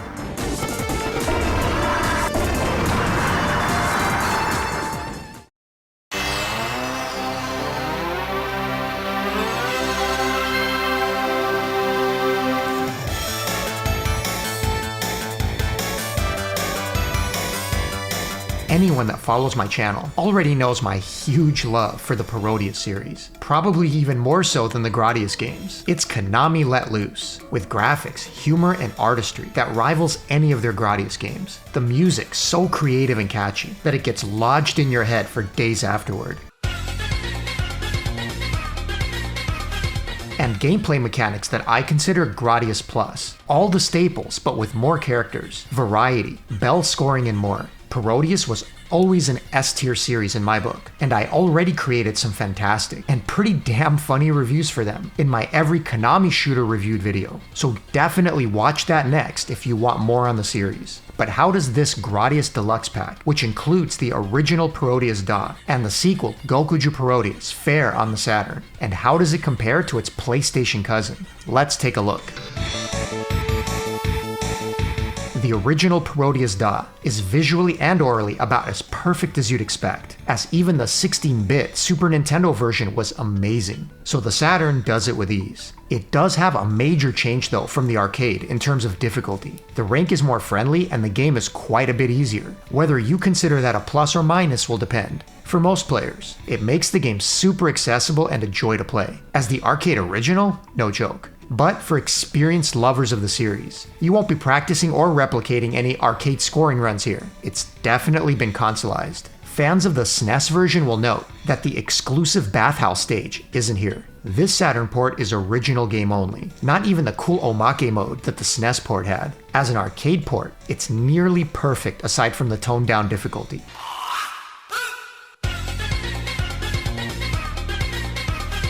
Now the sequel Gokuju is where things get interesting, and the Saturn sets itself apart from the PS1 port. The difficulty is cranked right back up, and the rank will spank you. So don't expect the same walk in the park. It looks, sounds, and plays so dang close to the arcade, it's hard to tell them apart. The PS1 port wasn't so lucky, as it struggles to keep a decent frame rate, has slowdown, load times, and has to rank down the difficulty just to keep things moving at a decent pace. All on top of a somewhat odd and cut aspect ratio. It does have one thing going for it, which is an extra hidden stage on the original Parodius DOT, while the Saturn port is original game only. But aside from that, in terms of which console has the superior package overall, it's no contest here. Go with the Saturn. Now the overall port itself does have some auto missions, like the complete inability to remap your buttons on the controller. By then, that's pretty inexcusable. But all in all, you have not one, but two S-tier games in this collection, both replicated incredibly faithfully, and it might be a bonus that the original is super accessible. Only the very basic nature of this port, and some auto missions without any extras, keep this from hitting the S tier. But if I didn't mention any deal breakers for you, this is an absolute must-own collection on the Saturn.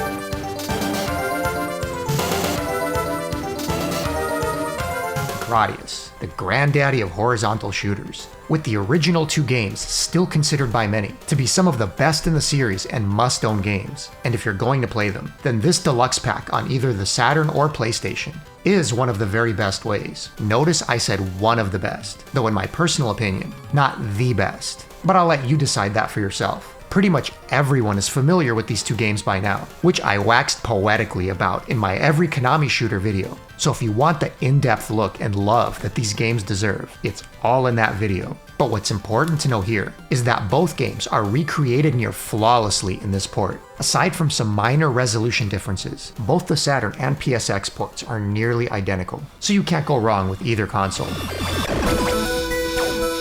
Aside from the FMV intro, the extras are pretty slim, with the most interesting being the wait mode option, allowing you to disable the arcade slowdown completely, as if the second game wasn't already hard enough. And let's be real, only the original Gradius here is even remotely approachable by anyone but expert players, as arcade Gradius 2 is incredibly unforgiving, while Gradius 3 gets all the fanfare for its insane difficulty. Arcade Gradius 2 is pretty much a no-death experience from the Crystal stage onward, meaning if you screw up and die from this stage forward, congratulations, cause you're in Gradius syndrome, where recovery is only possible by the most practiced of players. You may as well start over. So while these games are replicated arcade faithfully here, as I mentioned earlier, it's not my personal favorite or recommended way to play them, and what makes this port ever so slightly disappointing compared to what it could have been. The original Gradius was actually done better on the PC Engine, on HuCard no less.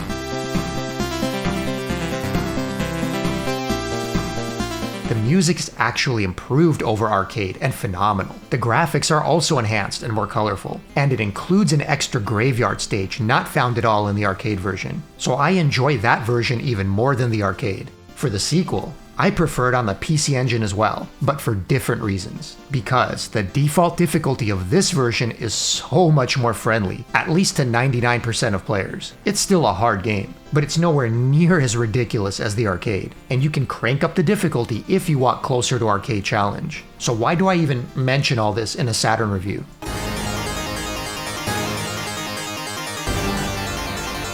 because this 32-bit port misses the opportunity to be something special, and more than just arcade-perfect conversions of old games. When it released on PC Engine, Konami went all out to show off what they could do with the hardware, and make the version special in different ways for home console, while this release, though technically perfect, does only the bare minimum and nothing more. If you're looking to replicate the arcade experience and scoring near perfectly, this is the release for you. So it easily gets an A for showcasing two S-tier games with perfection, but nothing more. Not quite doing enough to raise the release itself to an S-tier level.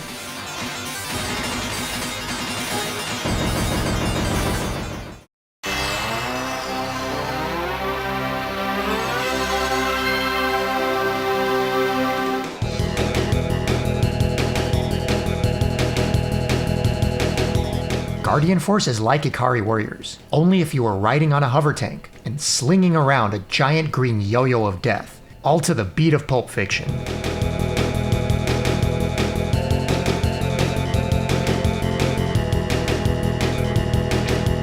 The two gameplay elements that separate Guardian Force is your rotating turret and the multi-directional scrolling. The constant change of scrolling direction adds a freshness to the gameplay, so you don't get that weird issue of pointing slightly off from where you want to fire. It makes for dynamic, hectic gameplay. It rarely feels unfair like similar games that attack you from the sides without ever seeing the enemy fire. The threats here are always obvious, entering the screen space before taking shots in your direction. Another highlight are the weapons, fun to cycle through, with the coolest weapon of all being the giant green yo-yo of death, tearing through metal like a hot knife through butter. If you ever wanted to have a chainsaw on a tether and swing it around, this game will fulfill your fantasies. It's especially useful for larger enemies and bosses, doing sustained damage when spinning in place. You level up your weapons as you progress, while dying knocks it down a notch, but there's plenty of carnage to be had, and experience to go around. Of special note are the bosses, which are uniformly awesome, large and complex, multi-segmented affairs, with transformations as you destroy their armor, and you'll need to take full advantage of the entire screen area to escape some of the attacks they unleash.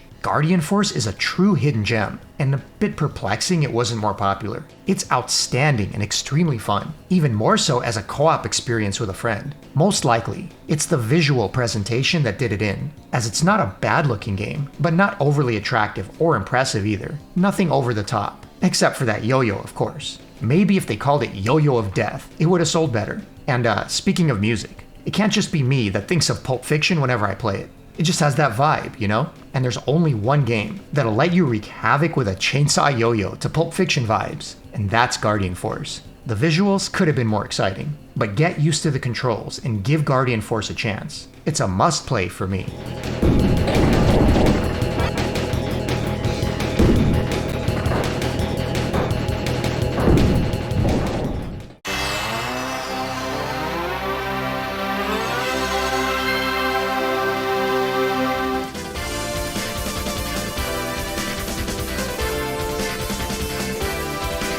The original Gunbird is one of Saikyo's best games, and one of its most accessible too. As accessible as any Saikyo game can be anyway, with its brutal rank system and crazy fast bullet speeds. The most creative graphically, in art design, and even the characters, makes this series by far their most charming, with dedicated dialogue, cutscenes, and endings for each. And this Saturn port is excellent, given you play it the ideal way, in Tate mode, as the normal mode here implements the infamous wobble, where the screen scrolls up and down as you move and play. It's playable, and not terribly implemented like some other ports, but it's no way to play this classic. Opt for the great Tate mode every time, especially because the PlayStation port, somehow for who knows what reason, doesn't have it at all. Not only is it inferior in terms of more slowdown and load times, but you can only play it in this wobble mode. And don't even think about buying or playing the atrocity called Mobile Light Force, the botched US release that not only turns the cover into some shitty Charlie's Angels knockoff,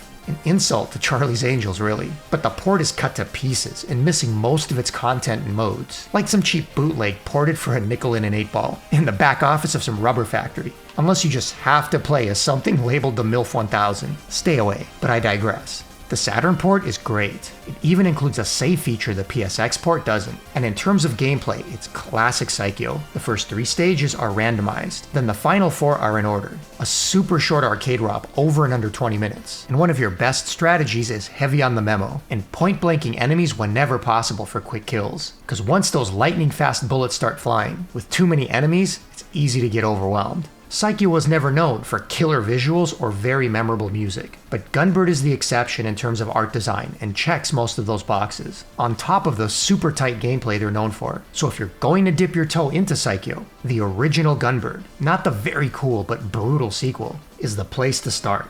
In Tate mode, Gunbird isn't just one of their most fun games, but a top tier and classic shmup. It's just a bit of a shame that all the cool voices, extras, and more that they added for the normal wobble mode isn't also an option if you want to play it in the arcade Tate mode. I wouldn't call it an S tier gamer port, but easily an A, if not more.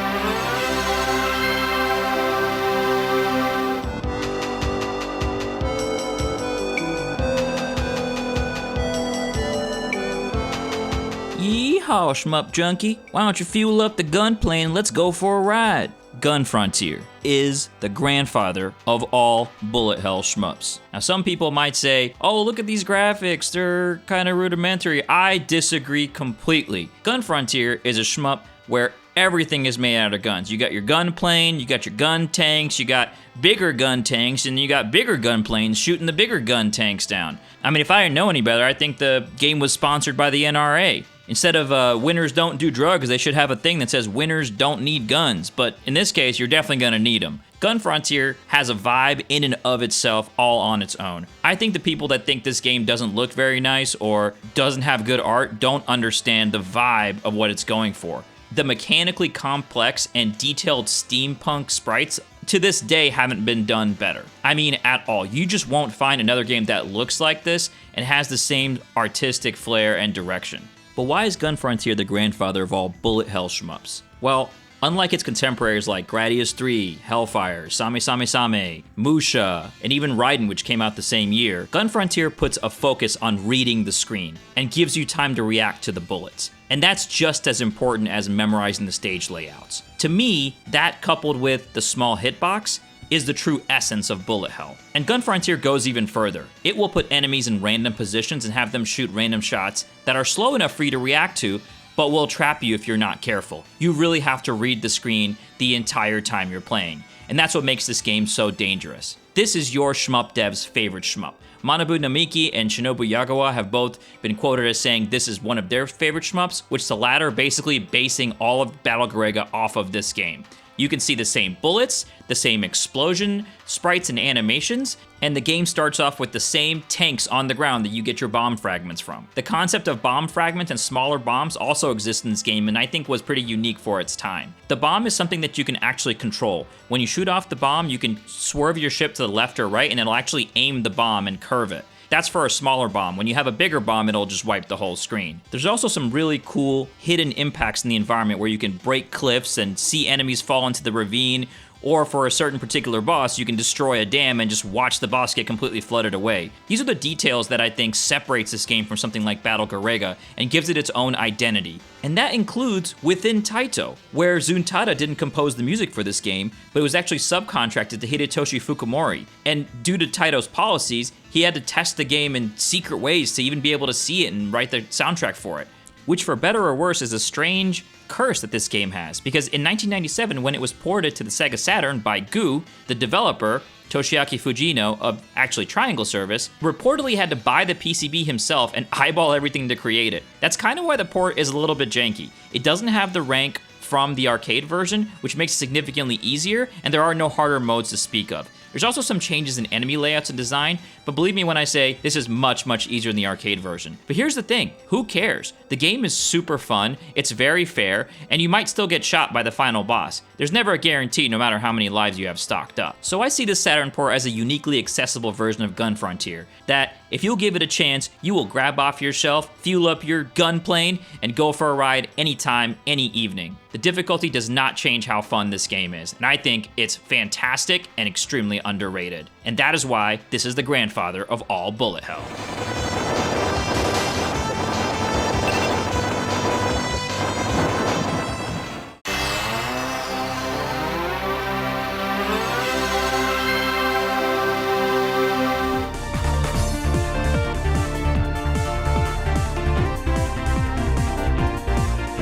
Unless you're a big fan of rail shooters, chances are you may not have heard of G-Vector, a Saturn exclusive. But what's immediately obvious from the very first stage is that the developers were big fans of RAYFORCE. Not only does your ship resemble the R-Gray, but the lock-on laser is the critical gameplay mechanic. Even the scoring, which rewards you for the maximum amount of lock-ons and kills in a single volley, straight from RAYFORCE, as are many of the enemies, boss designs, and even the music and sound effects, clearly showing a love for the source material.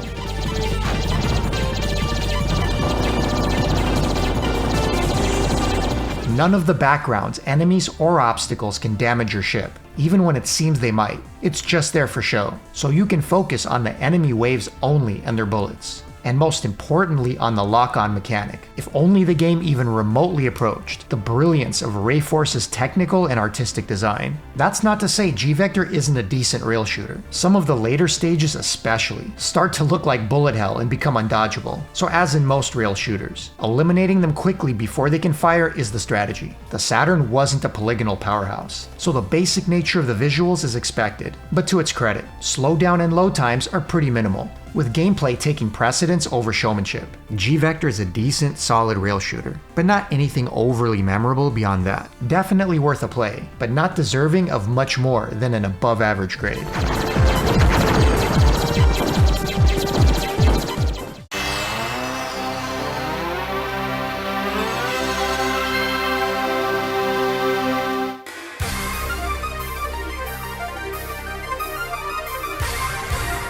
Fans of Thunder Force 4 take note. Why wait for another sequel? If you've still never played HYPER DUEL, you're missing out, as it's the closest to Part 4 than any other Technosoft game, which makes sense, since much of the same team was involved. The visuals and set pieces are spectacular, and the music was done by Hyakutaro Tsukumo, who went on to compose the incredible soundtrack for Thunder Force 5.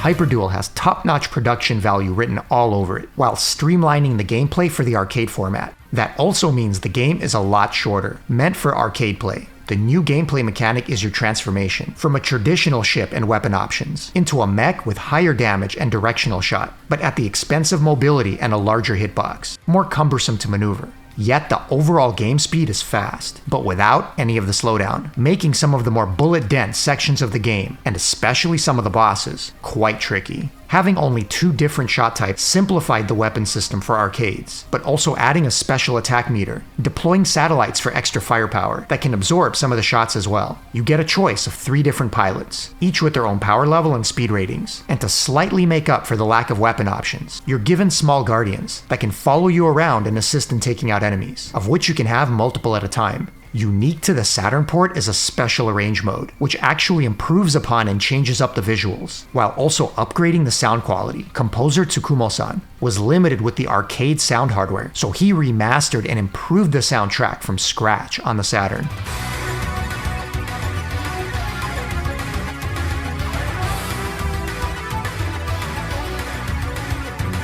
The upgraded graphics and significantly improved music makes the Saturn Arrange mode the ideal version to play, though some aspects are good or bad, depending on the player. The rank system is upgraded and more aggressive, as are the bosses, making this mode actually more challenging than the arcade. Luckily, you can play both versions on the Saturn port. A streamlined, arcade-friendly Thunder Force is a pretty accurate description, and while it does have its quirks and some odd difficulty spikes, HYPER DUEL is a game that no fan of the series should miss.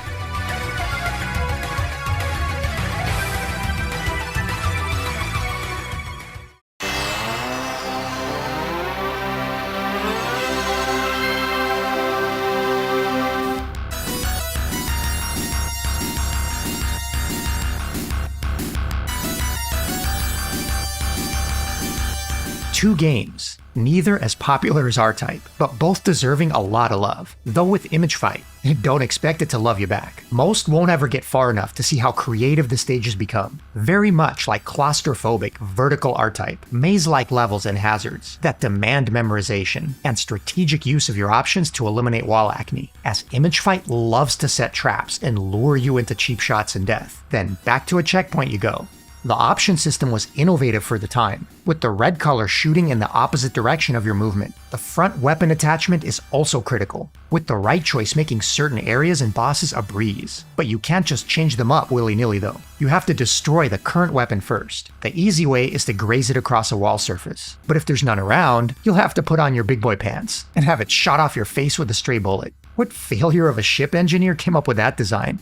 Image Fight also loves to have enemies come up from behind, but with practice and strategy, the levels can all be memorized and worked out. Where Image Fight really gives players the big middle finger is with the penalty zone. You have to beat the first few stages near perfectly, getting a 90% or better kill rate, cause if you don't, instead of going on to the real battle, the game throws you into a penalty area. And by penalty, they mean, let's just bleed this bloke dry of every last ounce of dignity by shoving an armored rhinoceros chode in their holiest of holies. Let's double the enemy count and provide 0 power-ups, so they try and flail their way through a nearly impossible stage with a pea shooter. Ha, take that. Consider it a death penalty and start the game over. That's Image Fight in a nutshell. A very cool but brutal game, if you don't play it perfectly. Vintage Irem. The gameplay itself is close to arcade perfect, but the resolution suffers depending on how you play. In Tate mode, it looks arcade clean, but you miss some of the vertical screen.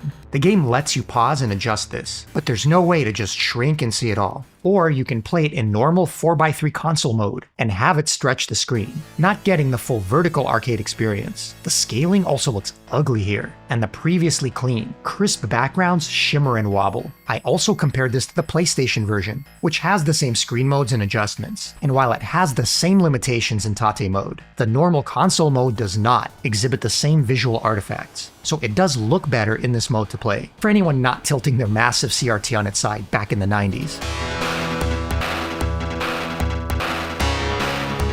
Now moving on to X Multiply, a more obscure Irem shooter than Image Fight, as it never saw any home ports until this collection, which is a damn shame because it's another very good game with Giger-esque artwork and creature designs, with Irem's experience designing horizontal shooters. This was a sleeper of a game for a long time. Anyone calling it an R-Type clone clearly haven't played either, as they're not much alike. To be fair, the graphics do lack that level of artistry compared to R-Type, making up for it with the unusual and gory design, but it is more basic and lacks the intricacy and detail of its predecessor. On the flip side, many find it more playable as it's not as unforgiving or complex as R-Type, with its unique, but more easily managed tentacle system. Just an extension of your ship that provides cover, more firepower, and a way to destroy enemies. And yet, it's cool in execution and makes the game completely unique feeling to play. Konami later took this concept, combined it with R-Type, and created ZZX, one of the best horizontal shooters ever made. X Multiply is also fair in its checkpoints,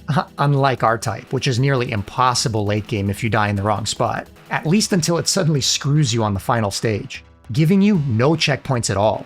Completely unnecessary. In terms of resolution, it's also cut down compared to the arcade, but this port does something unique in allowing you to pop the heads-up display up and down to see more of the screen. So aside from some minor resolution differences, there isn't the same graphical difference that I found with Image Fight. These are 2 very good A-tier games in a single collection, and accurate ports in terms of gameplay. The cons are the resolution limits, especially on Saturn Image Fight, which is a bit ugly in its scaling in normal mode. My scoring of this collection is pretty much equivalent to the quality of the games themselves, as while not perfect in terms of some minor resolution differences, and were the best way to play them back in the 90s.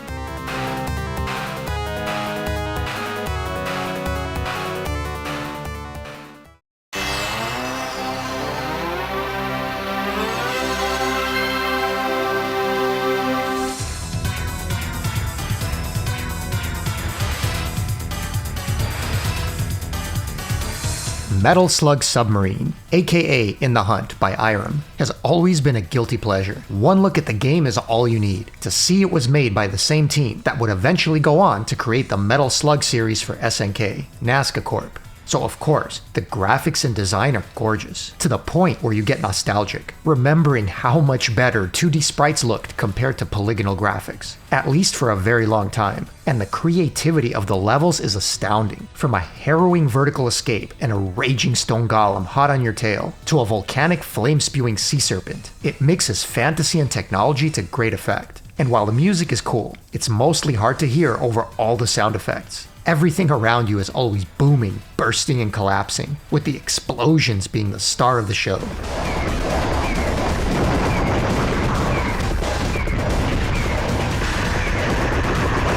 It's mostly a shmup, but then kinda not a shmup, allowing you to control the scrolling, with only a time limit to keep you honest. So it's very unique in the genre. You have a forward firing and vertical weapon, which can fire both upward and downward simultaneously, because almost every stage also has enemies above sea level, whether it's ships dropping depth charges, or airborne enemies dumping all sorts of bombs your way. Keeping both areas, above and below, under control is the name of the game. The very fat hitbox is deceiving, as the controls are pinpoint and your sub can turn on a dime, so weaving through all the mayhem is a good time, and while quite difficult, it's mostly a memorizer and not a bullet dodger, meaning once you know how to route the levels, you can run through it at a nice clip and not still have to play so hesitantly. That is, unless you're playing the Saturn version, unfortunately. Confession time. All the footage you've been seeing so far is from the PS1 and not the Saturn. Why? I first played In the Hunt on PS1 and via emulation and sped up, and I loved it.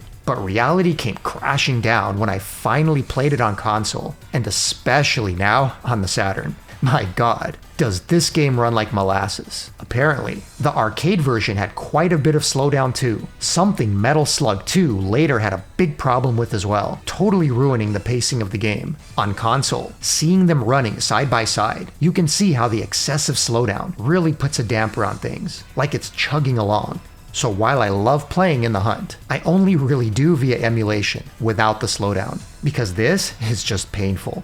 If you have to make a choice, unequivocally, the PS1 port is the way to go. With the Saturn being a 2D powerhouse, there was no excuse for this being the case, so I hate to say it, but this Saturn port is an absolute slug. In a bad way, no pun intended. Beautiful game, if you like playing in slow motion.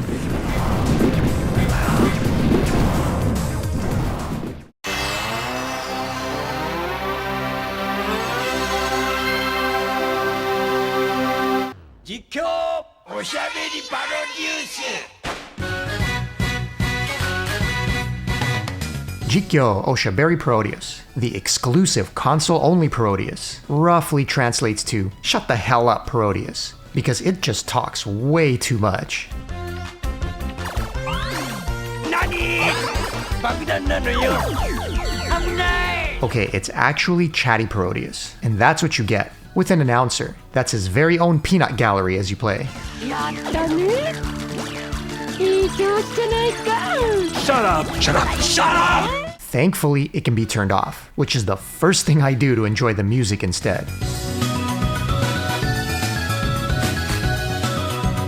This Parodius is actually a great entry point for new players, as being console-based, it's a lot more forgiving and friendly compared to the arcade games. That's not to say it's watered down, with still a fantastic and equally deep bell scoring system, has a bunch of extras, a ton of new characters and replay value. Originally on the Super Famicom as an exclusive, it was missing co-op play and had a lot of slowdown, really hampering some of the stage areas, and this Saturn port fixes it. This time around, Parodius isn't just poking fun at a narrow range of games, but expanded to Konami's full lineup, giving them a lot more material to play with. Another really cool feature is a few slots for checkpoint saves, allowing you to go back and start from where you left off. Visually, you can tell that it was originally a 16-bit title, as by now the Saturn was capable of much more, though it does have plenty of nice enhancements over the Super Famicom original, but it's not on the technical level of the future sexy Parodius game. It makes up for it in creativity, like the high school stage that starts out with this poor penguin getting hazed. Speaking of which, what is that lonely penguin playing with? Oh, hey now. Oh! No wonder it never left Japan, and I thought this was supposed to be a family game. You have this beautiful Twinbee stage, and this Double D boss. Maybe it wasn't supposed to be a family game. Being a console exclusive, it's loaded with some extra omake modes. One for score like a caravan mode, and another more of a race. And once again, the music is excellent and enjoyable with the annoying announcer turned off. There are some minor differences in the Saturn and PS1 ports, with the Saturn having an extra mode that changes the enemy formations, but they both run great, and there's no real better version here. I wouldn't say OSHABERI is my favorite Parodius, but that's like saying it's not my favorite chocolate in the box. They all have their own flavor, and this one is up there with the rest. With this Saturn port, along with the slightly different but equally excellent PS1 port, being the ideal way to play it.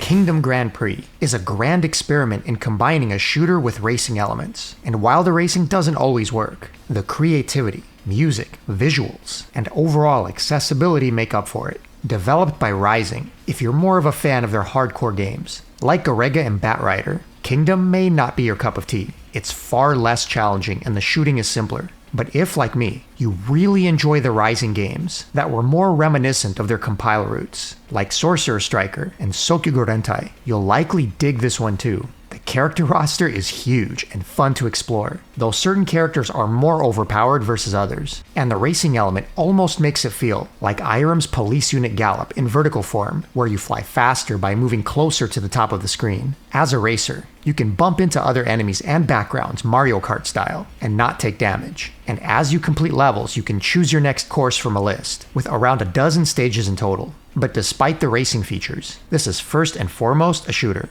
with the racing elements being more of a new idea, and occasionally clunky, but taking a backseat to the shooting. The visuals are bright, colorful, and fantasy-themed, just like its prequel Sorcerer Striker, with many of the old characters making a return. There's so much detail in the artwork, backgrounds, and enemy sprites, showing a clear evolution that began back on the PC Engine with Spriggan. Some stages feel like you're flying through an unreleased Warcraft game, and hordes of tiny beasts attacking from below. All the unique visual ideas and effects, especially the phenomenal bosses, make it fun to go back and explore all the levels, through multiple playthroughs and different stage routes you can take. That old compile DNA extends to a sense of speed, with very fast, scrolling backgrounds, and pacing befitting a racing hybrid. The music was composed by a duo known for their work on Final Fantasy Tactics and Ogre Battle, so needless to say, that's another highlight.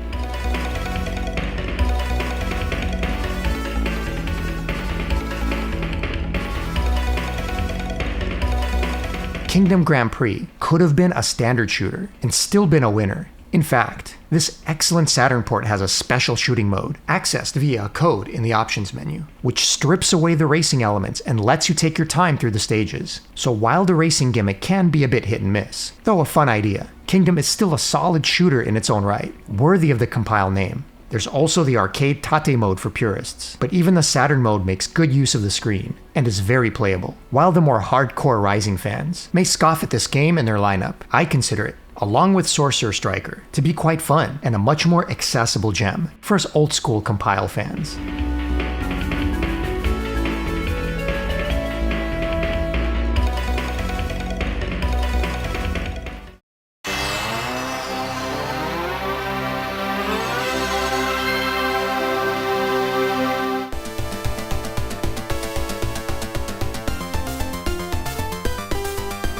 The Konami MSX collection is a sadly overlooked, hidden gem on the Saturn, since it featured much older games. But for shooting fans, it's an absolute goldmine, with exclusive versions of the original GRADIUS series that you couldn't play anywhere else, the original Parodius before it ever hit arcades, and really cool exclusive games like Nightmare and Penguin Adventure. But as someone who never grew up with an MSX, and only ever played them later with emulation, I'm the last person who should be evaluating a collection like this. No, we brought in that MSX master, Shmups BR, who grew up in Brazil playing the heck out of the MSX, and who owns all the real hardware and games. So get ready for the real scoop, probably the only reliable scoop, of how this Saturn collection of 30 games actually plays, compared to the MSX originals, and if it's a worthy addition to your collection. Well, I was given the mission to review the Konami MSX collection for the Saturn, and I must confess that in my memory it was a perfect combination, like a peanut butter and jelly sandwich. After all, the MSX is one of my favorite platforms, which I grew up playing, and the Saturn is one of my favorite consoles. So how can I review this title without sounding like a total fanboy? The collection is indeed very good. After all, it features 30 MSX titles, a platform that much of the world has never access to, but it has its strengths and weaknesses, and I'll detail each one of them here. The first strong point worth highlighting is the library variety. There are 30 games for all tastes, and most of them are really good. Some platform exclusives are included, and even though they are in shmups, they are worth playing. Penguin Adventure is an excellent game that unfortunately remained exclusive to the MSX. A simpler version, Antarctic Adventure, was released on the NES, but Penguin Adventure is much bigger, more complex and way more fun.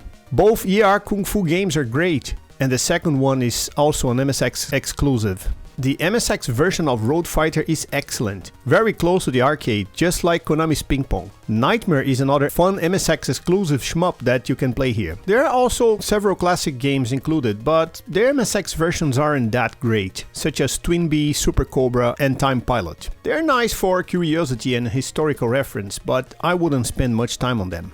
Another strong point is the inclusion of all Gradius titles, which are quite different from their arcade and console versions. Back then, Konami had a dedicated MSX development team with creative liberties, so they were able to make versions adapted to the home computer. This led to the MSX receiving exclusive versions of Gradius 2, 3 and Salamander, tailored for a different audience and hardware. The MSX port of Gradius 1 is a faithful adaptation that brought joy to many kids at the time. Among all the titles, it's the closest to the arcade and console versions, with only one stage being different, a bone-themed level, which also exists in the PC Engine version but not in the NES or arcade versions. Gradius 2 with Arabic numerals was actually released before Gradius 2 with the Roman numbers, which is the official arcade sequel. The first MSX game sold so well that Konami decided to launch its sequel before the arcade team finished the official follow-up, creating two distinct Gradius lineages. Gradius 2, however, is a fantastic game, perhaps the best of them all. It was so good that it was later ported to the X68000 as Nemesis 90 Kai. It's completely separate from the other versions, but is an extremely polished and well-crafted Gradius game. Salamander, on the other hand, wasn't as polished. The game was heavily adapted for the MSX, becoming a weird cousin of the arcade version. Many new mechanics were added, the level design was entirely different, and it strayed too far from what people expected from a Salamander game to be. Some unique ideas introduced in this version were never used in any other Gradius game, such as additional weapons obtained by collecting the E power-ups in certain stages, the ability for player 1's ship to dock with player 2's ship, using a special power-up, creating a super powerful ship. Gradius 3 Gopher's ambition tried to bring everything from Gradius 2, the one with Roman numbers, the official arcade sequel, into an MSX game but ended up falling short. The game has much lower technical quality compared to the previous ones and seemingly suffered from the too little too late syndrome, delivering a poor game in the end. It's also not a faithful adaptation of Gradius 2, but rather an exclusive title that unfortunately is more of a curiosity than a great game. Parodius is also in this collection, as the MSX version was where the franchise began. This version is very polished and served as a basis for the arcade game. It plays well, includes all the classic elements, and lets you choose from characters like the Penguin from Penguin Adventure, the Knight from Nightmare, Vic Viper and Goemon, another MSX exclusive title that deserves to be played. Another positive aspect, many of the included games use the SCC sound chip, which was built into Konami cartridges. It's about the same thing as the Japanese Famicom versions of Castlevania 3, for example. Games like Salamander, Gradius 2, Gradius 3 and Parodius use this chip, sounding very close to a real MSX. If you've never had an experience with the MSX, this collection is a fantastic introduction to the platform, offering many amazing exclusive titles without the need to learn how to emulate or buy real hardware. Honestly, Penguin Adventure alone makes it worth it, but there's so much to explore here, shmups or otherwise. Plus, unlike the PlayStation version, which was split into 3 separate discs, here you get everything in one single package. That said, the collection does have its downsides. There's something wrong with the emulation speed, which isn't consistent across all games. Some run perfectly fine, while others don't. I didn't notice issues with smaller, older games like Road Fighter, Nightmare, Penguin Adventure or Gradius 1, but I did notice that Gradius 2, Gradius 3, Salamander and Parodius run faster than they should, with speed fluctuations depending on what's on screen. It feels like they slightly sped up the games to hide slowdowns, but the slowdowns still happen. This isn't a universal issue, but unfortunately, it affects some of the games I was most looking forward to playing. Another issue is that some Konami MSX games use dual cartridge setups, one in slot 1 and another in slot 2, and these combinations aren't supported in this collection since you can only load one game at a time. This wouldn't be a major problem, but in case of Salamander, it means you cannot see the true ending of the game. In the original game, you could only play the last level if Nemesis 2 was inserted in the second slot, something this collection just doesn't allow. And finally, there's no auto-fire option. You have to either use a turbo controller or have a good physical therapist number to deal with your tendinitis. So while it's not a perfect collection, it's an excellent showcase of the MSX catalog for those who never experienced it. Some games don't run at the right speed, while others play perfectly. But there's definitely something interesting here for you. After all, where else you can find some Gradius versions that feel like they came from an alternate timeline, a vertical shmup starring Shovel Knight's ancestor, a 1-on-1 fighting game where enemies attack you with farts, and a penguin-based racing game.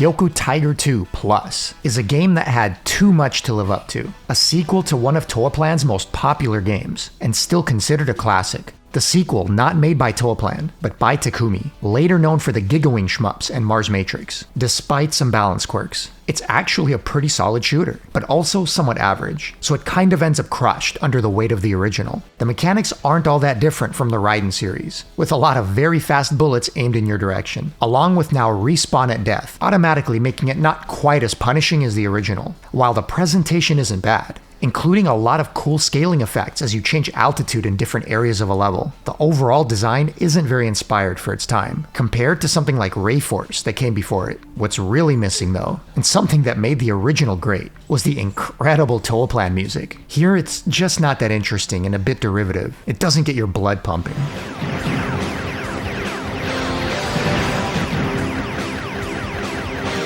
So the game ends up being kind of like Raiden, but not as cool. My gut feeling is that Takumi may have been limited by needing to copy the original, instead of making the game they probably wanted to make, like Gigawing with their own new ideas and mechanics. Speaking of gameplay, the one major balance issue is the lack of weapons. Oh, there's 3 of them, but really, there's only one. The green weapon is OP, and makes the red and blue mostly useless by comparison. Interestingly, if you select player 2, the green weapon is different. The original Toaplan games were always careful to create various sections that each had an ideal weapon type to use, not letting you just power up with one and coast it all the way through.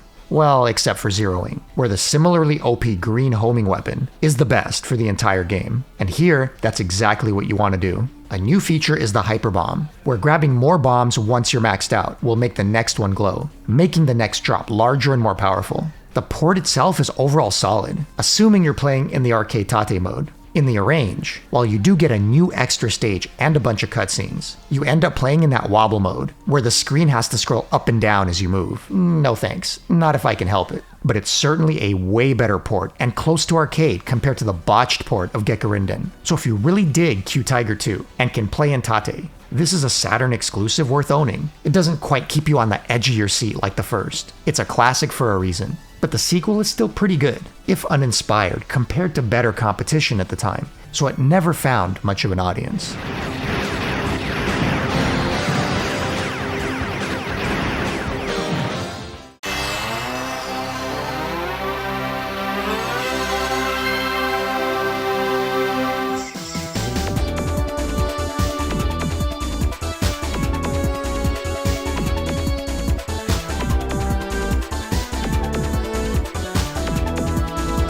RAYFORCE, aka Layer Section, is easily one of the greatest and influential shooting games of all time. And to do this seminal game justice, I've brought in Boghog, one of the most knowledgeable game developers in the current shmup scene. responsible for designing and programming the incredible gun vein, and now currently working on multiple games like Razion 2 and Armed Decobot. He's a regular on the Electric Underground and also has his own successful YouTube channel where he posts his game design related videos. He can tear down a game's mechanics like almost nobody else, so he's going to do us the honors of explaining what makes RAYFORCE such a genre-defining game. Boghog, the floor is yours. In 1994, shortly before Battle Garegan Dompach would redefine shmups and create the modern bullet hell paradigm, Taito released RAYFORCE, an absolute masterpiece, the apex of classic shmups, and a kind of a swan song for its generation. Looking back, it almost feels like a playable thesis, a bold defense of classic shmup design. When coming up with the game's concept, the developers circled back to the game that started it all, Xevious. They took the idea of the ground shot with limited range and expanded it into a system that lets you lock onto multiple background enemies and chain together kills for a huge point multiplier, where a full lock-on kill is worth 128 times more than a normal kill. Due to its short range and the rather aggressive ground enemies in the later stages, your lock-on encourages constant, active vertical movement. If you try to play it slowly and defensively, the enemies will quickly overwhelm you. You gotta move in and quick kill everything. Meanwhile, the game's main shot is so narrow that it does a really good job at incentivizing constant horizontal movement. So what you get as a result of all this is a very active, movement-heavy game where you'll be proactively using the whole screen and constantly moving in and out of the enemy's point-blank range, instead of sticking to the bottom. In typical classic shmup fashion, the game has a chunky player hitbox, but this isn't a limitation at all. It frees up the developers to create more individualized, distinct, and simple patterns that still remain just as difficult as the average bullet hell pattern. It highlights the zero-sum nature of game design. Shifts in gameplay styles are never free. If you emphasize one thing, you de-emphasize another. It's always this push and pull of different styles of design. The bigger the hitboxes, the easier games can derive challenge from just a small handful of pieces, like little objects, bullets, whatever, and the more they're encouraged to make the movement of those pieces more unpredictable. And that's exactly what RAYFORCE does. The game has a good variety of projectile types, from shots to missiles to energy balls that get sucked back into the bosses, to spinning destructible force fields, to Taito's infamous bendy lasers. Every major attack feels distinct.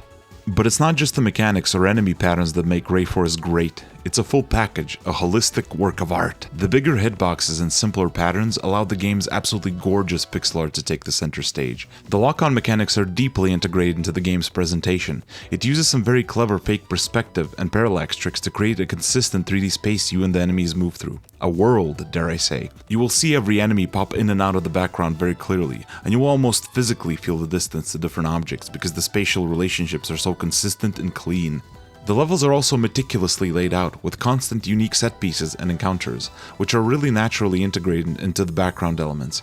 Enemies won't just randomly pop into the foreground. You'll see stuff like hatches opening up and then flying out. It reinforces that this is a physical 3D space, and makes levels memorable and easier to learn when you're practicing the game, with incredible music by Zuntata to boot.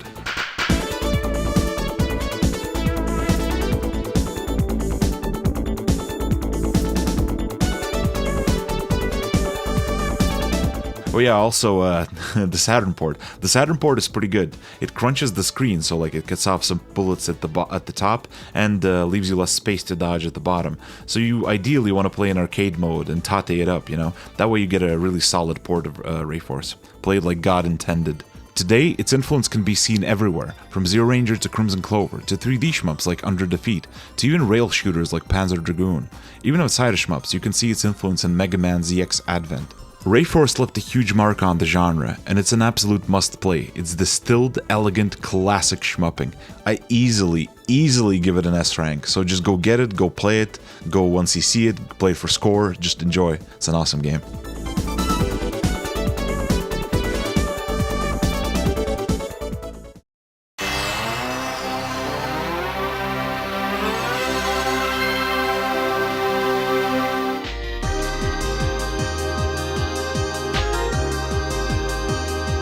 After the amazing, gorgeous, genre-defining RAYFORCE, Taito went full polygon for the sequel, and while not as beautiful as the original, since polygonal graphics were still in their early days, they still succeeded in making a phenomenal, technically impressive sequel worthy of the original, now based on Sony's arcade hardware, similar to what's found in the PlayStation. The home port on the PSX was awesome, with a bunch of extras to boot. The Saturn port was to prove a lot more challenging, and unfortunately disappointing. Yes, visually it's obviously rougher and missing detail, but more importantly, the transparencies of the original are gone, replaced with a dithering effect to try and simulate them. Because the game uses it so heavily, every charge attack, all the lock-ons, the lasers, you don't even realize how much transparency the game has until you play it on Saturn and witness its replacement in just about every moment of gameplay. You get used to it, but it takes away from the presentation. We all know the Saturn is capable of doing it, so you have to chalk it up to the lack of programming chops.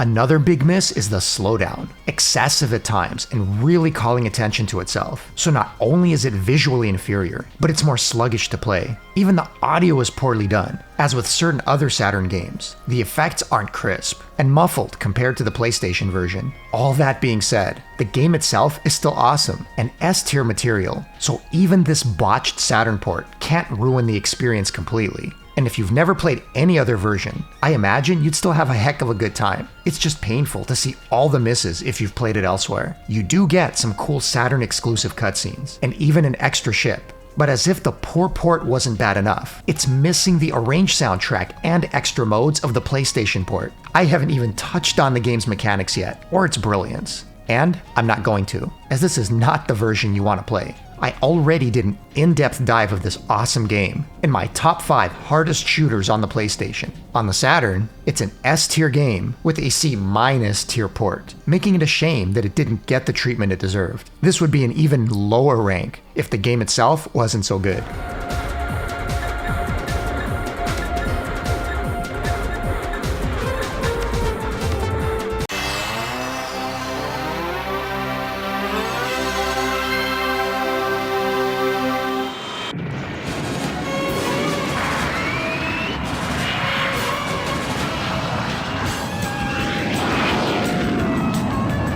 As an absolutely massive Macross fan, it being my anime of choice growing up, you have to really work hard to make one that I don't want to play. Yet somehow, the developer, Scarab, who'd made some good games by the way, like Dynagear Arcade, managed to screw the pooch and ruin another Macross licensed game. But if you love the original film like I do, the main thing they did right here and that fans will enjoy is recreating the movie experience in interactive form. The FMV sequences are some of the best Saturn produced, and the story is integrated into the gameplay constantly, making you feel like you're playing through the movie. The music is of course phenomenal. But alas, the dream game fans always wanted wasn't meant to be. As the gameplay itself falls apart, it's not that they don't try really hard with the presentation, with lots of cool set pieces to match the film, like controlling the volley of missiles as they streak towards the incoming battle pods. And overall, the presentation is good. Again, they even pulled off some of the best quality video cutscenes you'll ever see on the Saturn. If you're just casually playing through it as a Macross fan and have low expectations for the actual gameplay, you can have a decent time with it. But the mechanics themselves are odd. Most of the shooting is lock-on based, firing missiles at enemies that are in the background, a bit like RAYFORCE in horizontal form. And when it comes to fighting enemies in front of you, your hitbox is pretty massive and at odds with the bullets fired. Kind of like a bad UPL game. Except UPL games did it much better. Some of the bosses are similar to Macross 2036 on PC Engine, where your Valkyrie rotates to face them during the battle. Plenty of cool ideas and variety mimicking other games, but the execution is never there. And to remove any pretense of effort or replayability, the game has no scoring to speak of. I can't quite put my finger on it, but it reminds me of a poorly designed Gundam game by Bandai, one of many they released during those years. So maybe as the publisher they had their hand in it somehow. Then I went and saw a couple of Bandai's Gundam games on Saturn, and wow, now it all makes sense. It's eerie how similar the gameplay concepts are, but developed by a completely different studio. Now I know those hosers had a hand in ruining it. Although thankfully, as below average as this shmup is, it's definitely not as terrible as those Gundam games. Thankful for that. Let's just put it this way. If you took away the Macross, the great music, the cutscenes, and this was just a shooting game to exist on its own merits, it'd likely be razzed as an odd mishmash of ideas that don't come together into anything that's really fun to play. It's mostly the presentation that saves it from being a far worse game than it is. I think I'll just go watch the original film again. Uncensored, of course.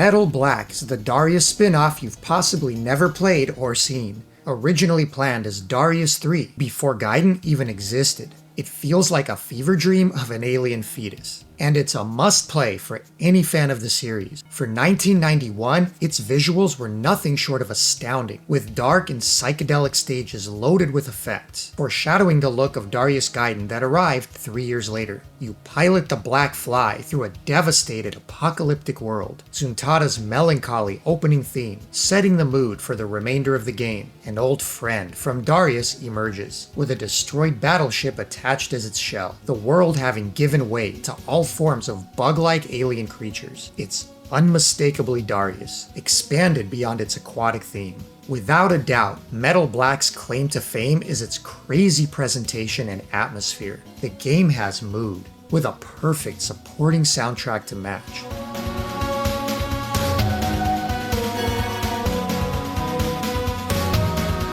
Not as weird as the Darius games, but oh so good. It also plays like no other shooter out there, thanks to its unique weapon system. Metal Black reminds me of Darius, as it's as much about resource management as it is about shooting and dodging. The floating molecules that the game calls Newalones are what upgrade your shot and charge your powerful beam. Using your beam or super bomb depletes all your energy, so using it at the most important moments and collecting more is the name of the game, as using it leaves you vulnerable with a pea shooter, and no power until you can fill it up again. Bosses are large and creative, another taste of what would come in Darius Gaiden, having their own power beams that they charge. But in general, it's the stages that have incredibly tricky sections, with all sorts of fast enemies swarming in at you, and it's those moments you need the beam most. It's a really fun dynamic and makes Metal Black's gameplay unique, on top of the wild visuals and cool music.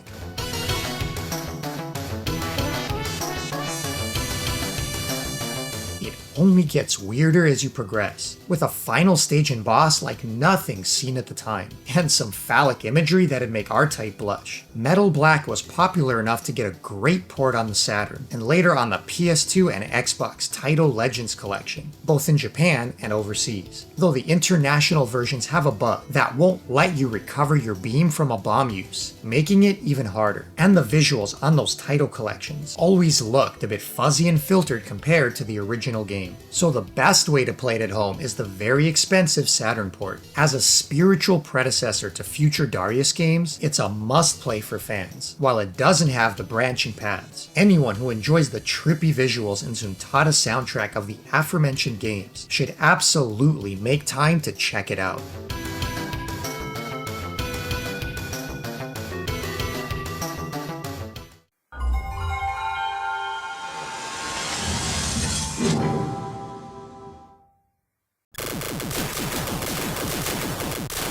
Midway released a number of collections for the Saturn and PlayStation, including this one of 6 classic Atari games, half of which could be considered early prototype-style shooting games, with Asteroids, Centipede, Tempest, possibly Missile Command, all considered classics and were, as advertised, bona fide hits.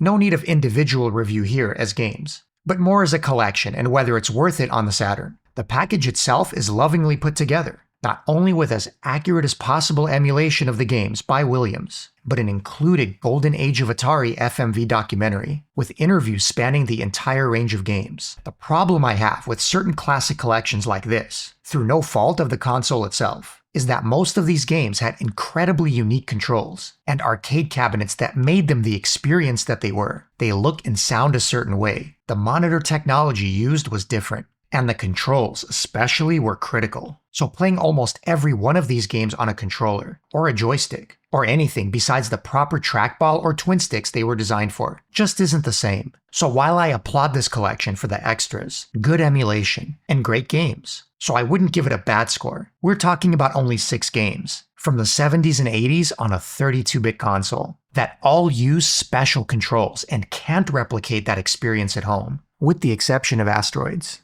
So I wouldn't personally spend much time playing them this way, and rather savor the experience by finding a retro arcade with the original cabinets. Because for most of these games, the controls were really half the fun.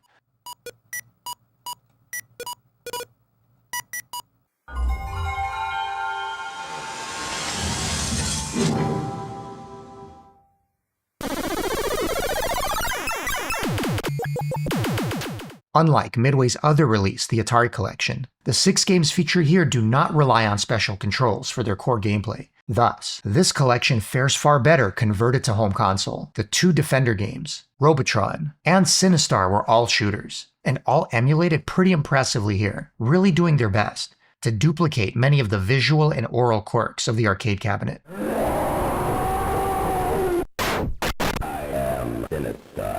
Just like the Atari Collection, you get a handful of unique FMV documentary segments included, and while you could probably see them all on YouTube now, at the time they were really cool and insightful content that almost no other company went to the trouble releasing for their collections. It's clear there was a lot of thought put into the release, and while not all the controls can be replicated with a Saturn pad or joystick, like the proprietary 49-way optical joystick used in the arcade cabinet of Sinistar, or the twin-stick setup of Robotron, overall the collection suffers far less, since most of the games were somehow joystick-based. The biggest detractor is, of course, only 6 games on the entire disc on a 32-bit console, where something like the Konami MSX collection had 30 freaking games on it, and really good ones to boot. So while the value is limited, what's here is good and done very faithfully. This is a pretty solid way to play these games on a home console.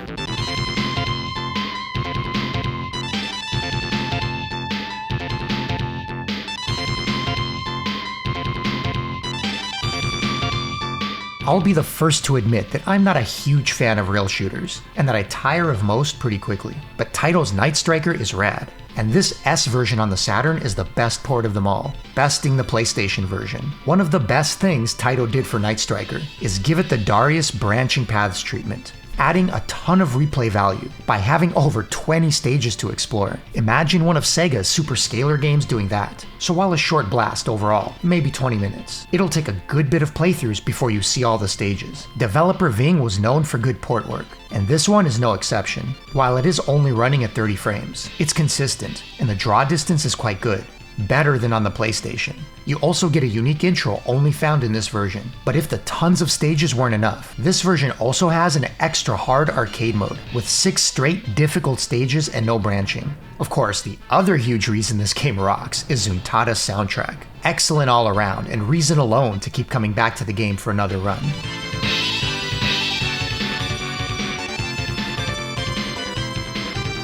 There's never any doubt that Taito knows their shmups, having produced some of the best, so it's no surprise that Night Striker has a pretty elaborate scoring system. Without getting into the nitty-gritty, some of the cooler mechanics in this game are how you earn more points by staying on the ground longer, at least for the stages that have solid ground, and absolutely huge pacifist score bonuses per level, meaning if you find a way to clear the entire stage without a single kill, the rewards are absurd. Compared directly to the arcade, the game is easier, with different enemy placement and sometimes less of them, likely to maintain the frame rate and performance. And to be impartial, while it's a cool looking game and has great atmosphere, it's not nearly as impressive technically as Sega's hardware, and possibly why it wasn't as popular in arcades, where the biggest, baddest, flashiest cabinet is going to get the attention. But don't sleep on Night Striker.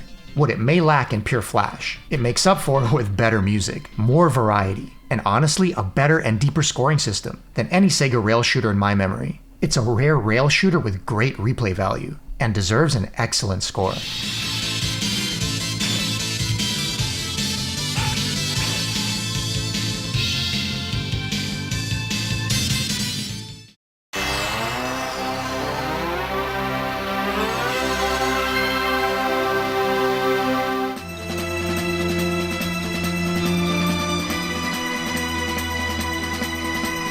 Few games were beloved by Saturn fans more than the Panzer Dragoon series. Breathtaking art design, a masterful soundtrack, and a showcase of what was to come in the 32-bit generation. More than just a rail shooter, the series brought a sense of scale and awe to the genre, and it was tailor-made for the home console experience. To my surprise, fellow shmupper and YouTuber, Spiders STG, is a huge fan of the series, and immediately called dibs when I reached out asking which game he'd like to review. Spiders puts together some seriously creative and unique videos about his STG journey, so I'm stoked that he agreed to review the series for us. If you dig his style, definitely check out his channel. But first, enjoy these reviews and an ode to Panzer Dragoon. The mid-90s was the age of Saturn, when dreams were made of gold. Sega was at the vanguard of this new 3D era, and we spent our waking moments imagining what our favorite games would look like in this new world. But the god Saturn said no, and he devoured his children. This golden age will not brook the past.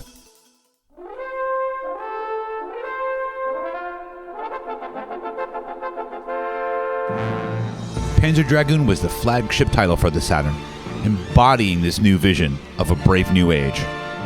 It sounded like nothing else. It looked like nothing else, unless you were hip to French comics. And it played like Galaxy Force 2. But now, in a fully user-controlled 360-degree space for the first time ever in a rail shooter, I'm pretty sure. Flying through the Azure arches, texture map graphics showing the ocean's claim on this lost civilization was a revelation, and one of the most iconic opening stages in gaming. After an opening cinematic sets the stage, your new Dragon Pal scoops you up and whisks you away to chase after the Dark Dragon, trying to stop him and his rider from reaching an ancient tower. You, playing as the rider, gotta cover your 3, 6, and 9 against the mutated monsters and the Empire's fleet with Sega's new L and R shoulder buttons. Tap A, B, or C to shoot your pistol, or hold down the button to paint your target's lock-on style, firing off the dragon's hot laser breath. X, Y, and Z act as different cameras: dynamic, close-up, and distance. Dynamic will do its best to suit your needs for most of the time, but the options are worth keeping in mind should you need them for some scaly sections.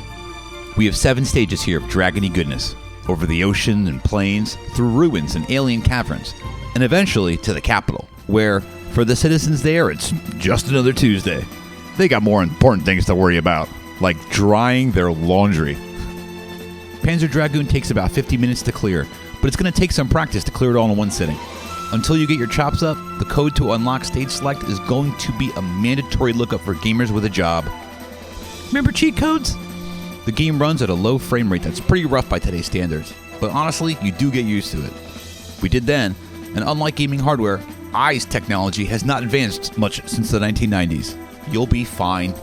However, Team Andromeda also found the frame rate wanting, so they included a mode with the best performance they can manage on the new hardware before the game's release date, dubbed Wizard Mode, which does get Panzer Dragoon running pretty smoothly. Unfortunately, they ran out of runway to implement it perfectly, so they tucked it behind a cheat code. It does make the game run faster, very fast in some sections, so despite the luxurious frame rate bump, I would consider this a higher difficulty mode. The setting is sublime, the presentation is wondrous, but from a pure play perspective, the game does have some issues. For one, there are many sections where you are reliant on your radar and not a cue from the game world to avoid a wave of enemies coming in from the side or behind. You do get to know the lay of the land eventually, but this can still lead to some disorienting scrambles and taking some hits that feel particularly bad. There are long stretches throughout levels where nothing is happening, even for the players at the time who are more likely to ooh and ah at the 3D graphics. These empty moments can go on far too long, and too often for experienced riders. Worst of all is the replayability. Rail shooters are shooters, damn it. So this may be the greatest sin of all. The only thing that passes for a scoring system here is the shot-down ratio percentage. While it can be fun to aim for 100%, it doesn't do anything to change how a player approaches the game.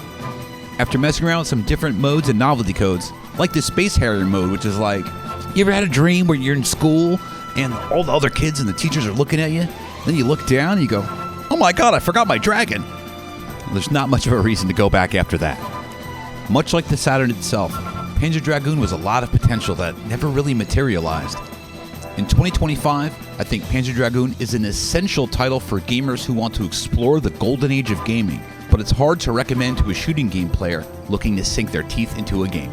Now, in this age of tarnished silver, where gamers are made to toil in a brutal and hyper-literal industry of realism, Panzer Dragoon stands as a testament to an era of bold vision, of risk, of fantasy and imagination, of the optimism and adventure that only gaming could provide, of the age of Saturn, when dreams were made of gold.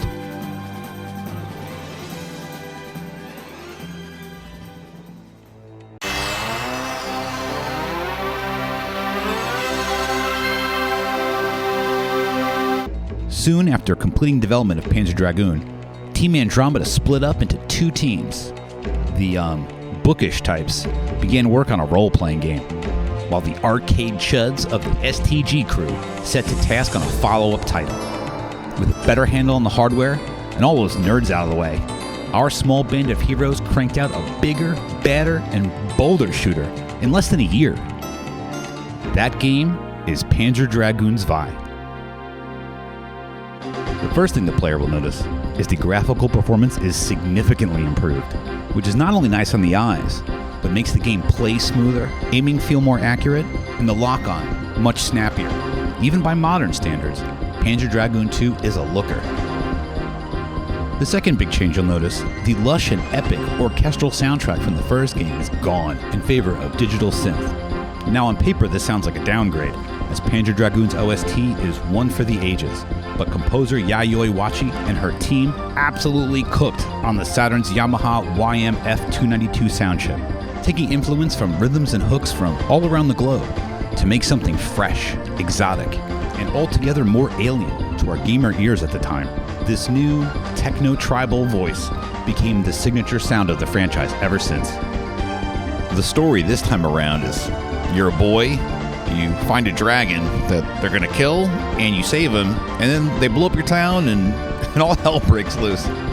That's about what I got for you. I gotta be honest with you, I don't pay too much attention to the plot these days.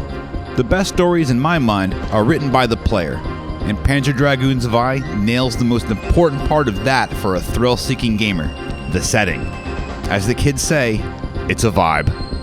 And let's keep it real, this isn't Story Junkie and Friends. This is Shmup Junkie, baby. Let's get to the junk in the trunk. Where Panzer Dragoon 1 was content to be an exhibition for the hardware, Zvi demands the player keep coming back for more. In a word, replayability. Branching paths in each stage mean even the most casual of playthroughs begs for another round, and another chance for the game to sink its hooks in. For my money though, the smartest addition the Zvi team made was putting in a proper scoring system that invites the player to learn the game inside and out, and continue to grow their skills, knowledge, and appreciation. Here's how it works. Taking out enemies with the rider's gun grants a ×2 multiplier, while locking on with the laser grants a bonus for each target acquired. Sounds easy, right? Just use the lock-on. Well, here's the rub.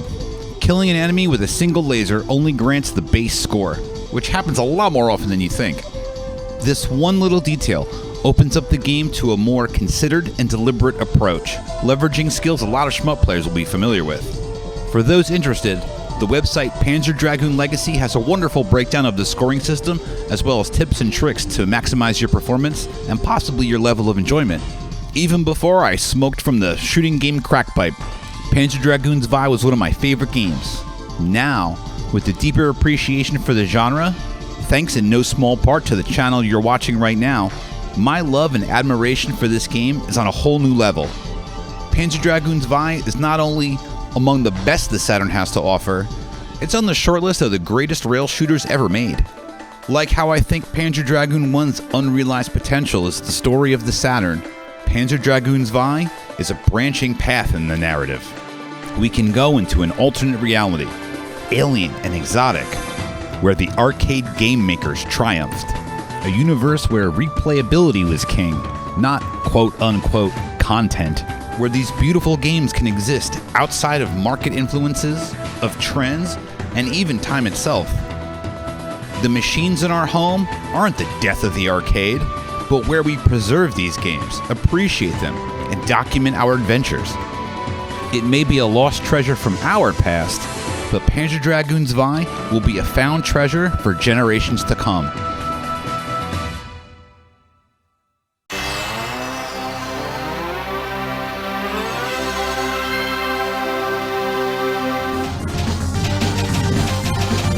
This game sucks.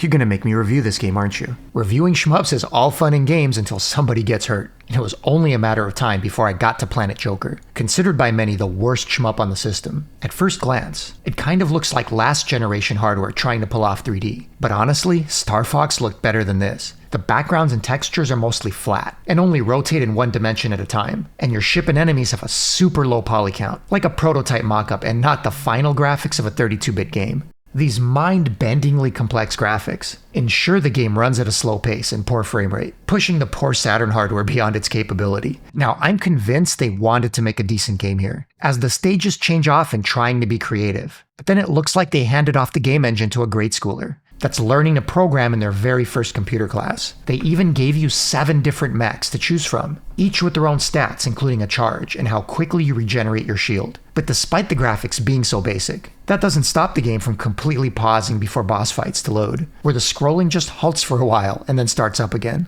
Or the load times in general taking forever. To load what exactly? I'm not sure. But if you love playing for high scores, you'll be happy to know that the score doesn't reset after you continue. So go ahead and milk them before posting and bragging about it on Reddit. You don't need an expert in anything to see the gameplay and immediately think, this is jank. The early stages are overly simple and kind of boring, lulling you into a false sense of security. But after a few levels, it becomes more challenging, but not in a fun way. Up until the final area where they enhance the jank by changing up the perspective and have you fight bosses with this awkward control. They probably thought it looked cool. The best thing about the game are the cutscenes, giving the impression that was the priority, and they threw something together around it. But even those are low res, and kind of crappy looking too. The music is at least okay, and not on par with the rest of the kusoge. But the worst part about Planet Joker is it's not bad enough to be good. Like a bad movie that you can enjoy for how bad it is. Some games do things so horrendously that it's actually entertaining to experience the dumpster fire. Like you can't believe they did this, or thought that design was a good idea, or just how ridiculous something is. That can be fun, at least once. But no, it's not bad enough to where you can at least laugh at something. It's just low tech, cheap and boring for the first half. Then annoying for the remainder. Not really even worth playing for the cutscenes. Planet Joker is just a stinker. So, as I said before, this game sucks.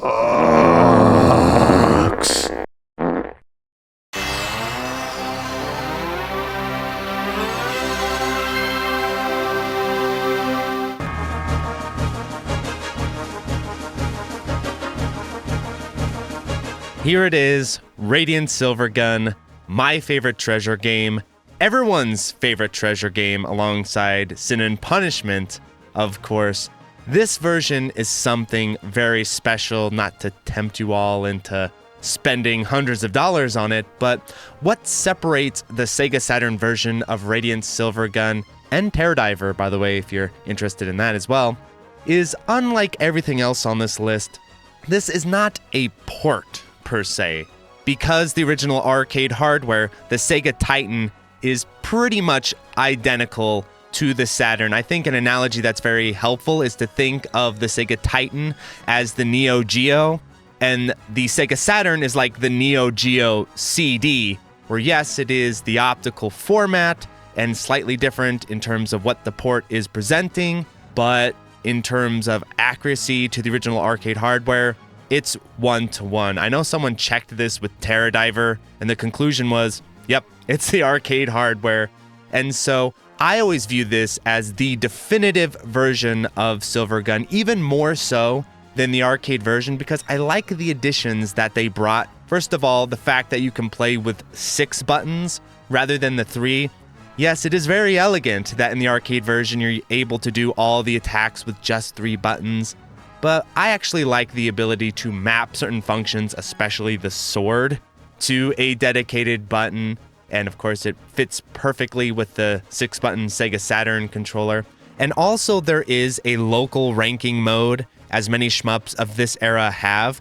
But just looking at this mode, since this era did not have online replays or online leaderboards, I always thought that they should include some really challenging built-in scores for you to play against, because otherwise, like, why even bother with this local ranking mode other than, I guess, keeping track of your own scores? But I think that is something that was very underdeveloped during this era. They could have put more into that.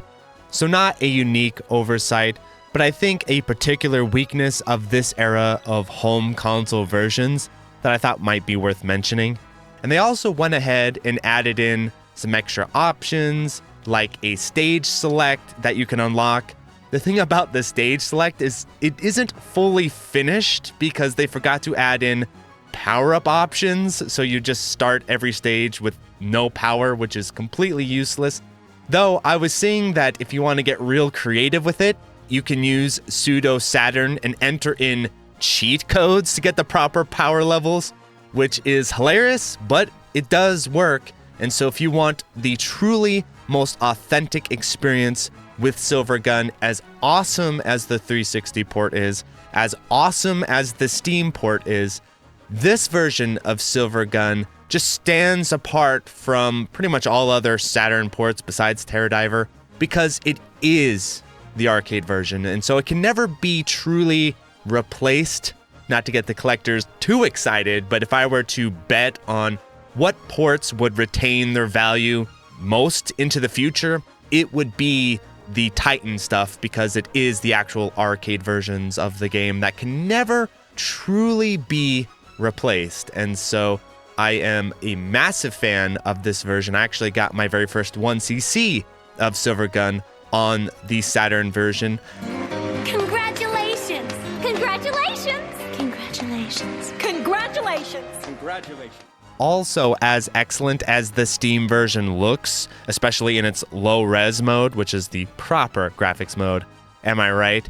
You can tell looking at them side by side that it is missing some of this texture that the original version has, and the original version just looks magnificent. It is one of my favorite looking 3D shmups, and I think that missing texture can be felt a little bit. Radiant Silvergun is one of my favorite shmups, and I think its influence is definitely growing as time passes, especially with Zero Ranger and the Zero Core subgenre, which all trace back to Silvergun. And a quick little note on the story mode. I think the concept is fantastic, and I think the way it is implemented is really cool, because even with the overlaid chat, it's Star Fox 64 style, where it doesn't actually interrupt the gameplay, so you can be fighting a boss and there's just these giant text boxes, which is kind of crazy visually, but at least it doesn't interrupt the original flow of the game. I would say the biggest flaw with this port, and the biggest flaw with story mode, which I don't think many people are aware of, is that it actually has meta progression, naughty treasure, where if you game over and you reset the same save file, it will bring you back to the beginning of the game, but retain your power level. So if you don't want to learn to route and properly play the game, you can go Vampire Survivors mode here and just grind out high power levels. Obviously, it's still not as degenerate as certain games, but still, I think they should not have allowed this and instead made you redo with the power level that you established. I think that would have been a much better compromise. So if you want to be an honorable story mode player, don't you dare restart that save file. I will come and I will find you. Anyway, though, this version of Silvergun is definitive. I love the Steam port, but you can never go wrong with the Sega Saturn.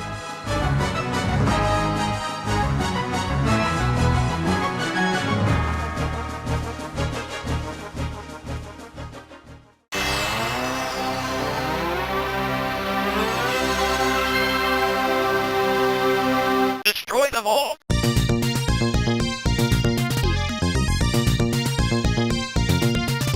Konami's Salamander, pretty much in any form, has always been my favorite of the series, loved even more so than the Gradius games. It's a rare shmup that can pull off a horizontal and vertical stages mixed together, and be greater than the sum of its parts. The checkpoint system is gone and power-ups are straightforward, but that's not why I love the series. It's the atmosphere, incredible music, and gameplay variety that creates the package. The original Salamander is the business. And on the Saturn, you also get the alternate arcade version, RAYFORCE, with changed up stages, and a return of the Gradius power-up bar. Having both versions on a single collection is awesome, and both versions allow you to play the game with the original slowdown turned on or off. I will say that the arcade version of Salamander isn't necessarily the best version. The difficulty is uneven, and some of the late game bosses and segments are downright nasty. I always preferred it on the PC Engine, as my favorite port and most playable. Not to mention it has even better chiptunes than the arcade, so my opinion hasn't changed. But having both original versions on a single disc is nothing to scoff at. And now we get to the main attraction for most people on this disc, which is Salamander 2.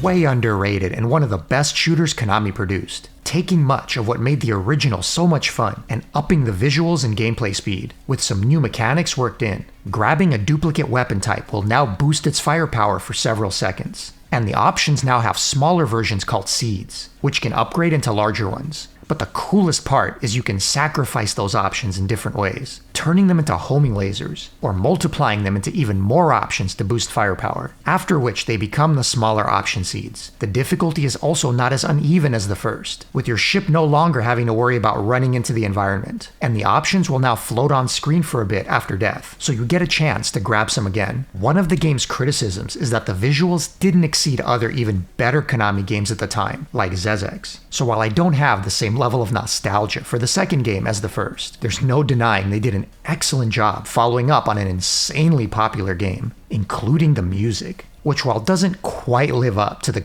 god-tier compositions of the first, damn if it doesn't try, and is full of bangers.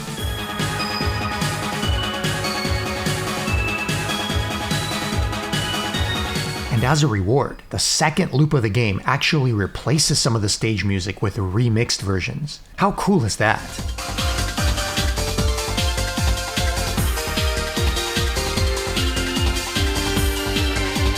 Makes you want to get good enough to actually complete the second loop. Suicide bullets and all. There's even a sound test mode, including some unreleased tracks for the game. Konami did a great job porting this to both Saturn and PlayStation, so you really can't go wrong with either. Maybe the Saturn FMV intro isn't quite as high quality, but overall, they're nearly identical. I'm sure it's possible to find something to nitpick. Any way you look at it, both versions of the original and the killer sequel, in my opinion, all top tier games on a single disc, ported near perfectly, is an easy S rank for me. If you own a Saturn and love shooters, there's no way this shouldn't be part of your library.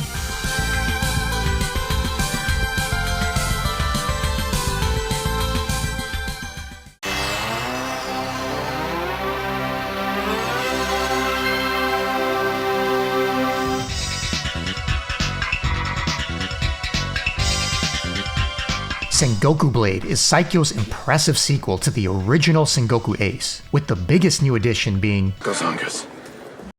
Okay, with the second biggest addition being the characters now fly themselves, and the switch from vertical to horizontal, while sticking pretty close to the formula that worked for the first game, not known for horizontal shooters. Saikyo did good here. I almost never say this about Saikyo games, but I actually love the art design here, really motivating you to progress and see it all. And you need that motivation, because it's just as dense and full of intense bullet speeds as you'd expect from Saikyo. And though I'm not usually a fan of the music in most of their games, as it's often forgettable, both the Japanese themed music and great sound effects and voice samples in this game really add to the experience. Koyori is a pretty balanced character overall, plus it has its advantages. But one of the best aspects of most Saikyo games is exploring all the characters and how wildly different and fun their playstyles can be. The mechanics are straightforward with a base shot, a charged blast, and bombs, with a new addition of a unique familiar for each character that helps deal some extra damage. Like most Saikyo games, the first few stages are random, after which the remaining are set. And like all Saikyo games, the rank will eventually murder you, and most of us will need to take some deaths to tone it down. Exclusive to the Saturn, you can play as Marion from the Gunbird series, and she kicks the most ass, easily the most powerful. But you'll have to earn it by completing the game with all the other characters first, including Ian, another hidden character you unlock with a code. And for a company that's so hardcore in their shooter design, they sure go out of their way to reward players with special endings, including unique endings for 2-player game combos. You'll need to beat the game a lot if you want to see them all. What I do like about Psycho games is it's not so much about dodging, especially with the insane bullet speeds, but about quick killing key enemies before they can do much, and keeping the screen clear. It's a very aggressive style of gameplay, and despite being horizontal, Sengoku Blade is no exception. This is one of my favorite Psycho games, along with Gunbird for its combination of creativity and accessibility, at least as far as Psycho games go. And the Saturn version comes with an extra disc, with tons and tons of bonus materials and artwork. For, fans of the game's art style? Easy call. Sengoku Blade is top tier shmupping, and it's only a killer soundtrack away from being an even higher score.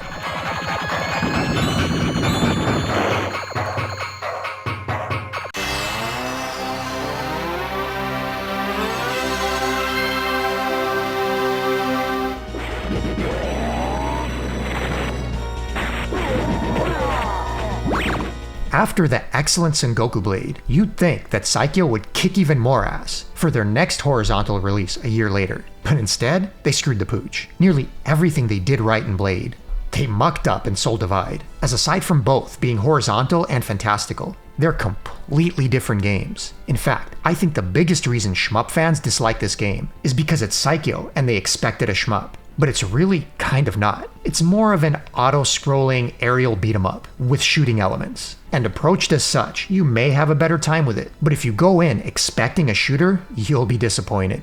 That extends to how the stages play out as well, as they're actually short little scenarios that often last less than a minute before moving on to the next fight. Like a beat-em-up, you have a health bar, up close melee attacks and slashes, a special blast with a limited gauge, and magic items. Your actual general long-range shot is pretty weak, and mostly used for popcorn and setting up closer range combat. Unlike fighting games, the standard enemies, most of which are pretty beefy, don't have an on-screen health bar, which could have been helpful to track damage. Also unlike beat-em-ups, the game is really short, even for a shmup at under 15 minutes long, and that includes the final third, consisting of a boss rush to end the game. If you're really good, I wouldn't be surprised if you couldn't beat it in 10. That's short. The one thing they did do right here is, again, the interesting art design and visuals. But because it's all pre-rendered in low res, it honestly looks kinda blah. I'd much rather look at the integrated pixel art of Sengoku Blade, and the sound effects of you constantly slashing away get pretty repetitive.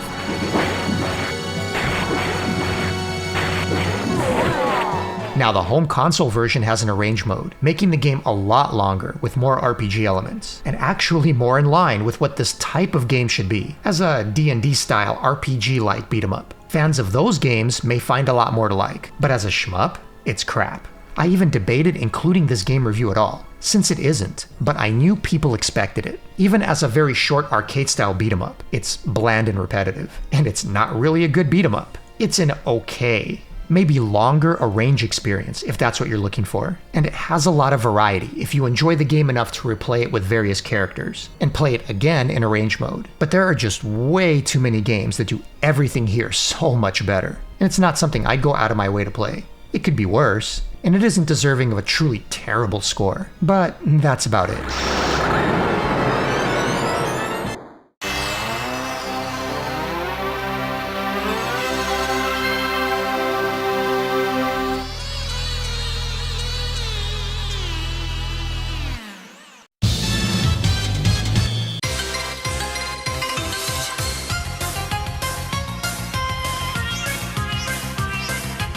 Sexy Parodius, the series' final arcade romp, doubles down on the titillation and brings all the Japanese boys to the yard. The speed stage becomes a bathhouse, with penguins ogling and ladies bathing as you fly past, and some couples getting it on in their bathtub. It all happens fast, so they figure you won't notice. I noticed. Oh, and Catherine here's clearly been working out, and nothing says sexy like a giant tanuki nutsack. Fresh girl, good selection, moderate price.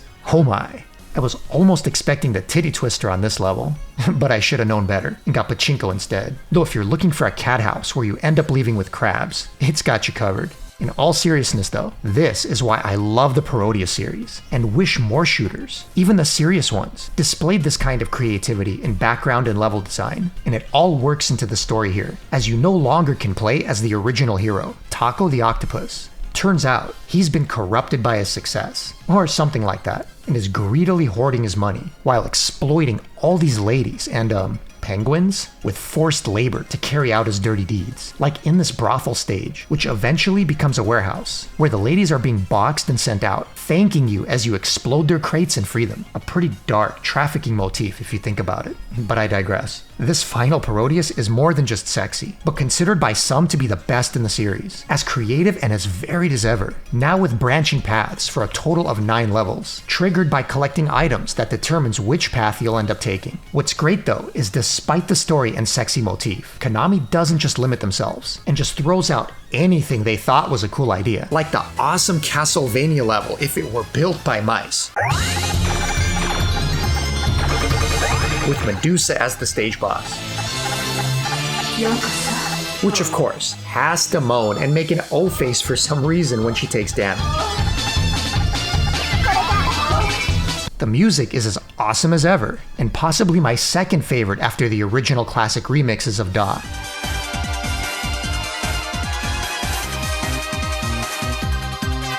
Another great aspect of Sexy, and why so many call it a favorite, is how customizable it is for various skill levels, especially the auto mode, which powers up for you instead of you using the options bar, and respawns you at death instead of using the checkpoint system, making it that much more accessible. Not to mention that dying now has you cough up all your bell power-ups, which you can then reacquire instead of starting all over with a pea shooter. But for those steeped in Parodius scoring and lore, the semi and manual modes, plus the difficulty levels, is all you'll need to keep you plenty busy. The character roster is shaken up again, now that Taco and Penteru are scheming as the villains. On the Saturn, Sexy Parodius is about as arcade perfect as they come, even improved in some minor ways, like the musical fidelity, and the game has no slowdown to speak of. Both this port and on PlayStation are nearly identical, so any minor differences are nitpicking. No matter how you choose to play it, it's one of the finest and funniest of the series, and a fantastic send-off to an amazing series that honestly deserved a worldwide release on the same level as Gradius.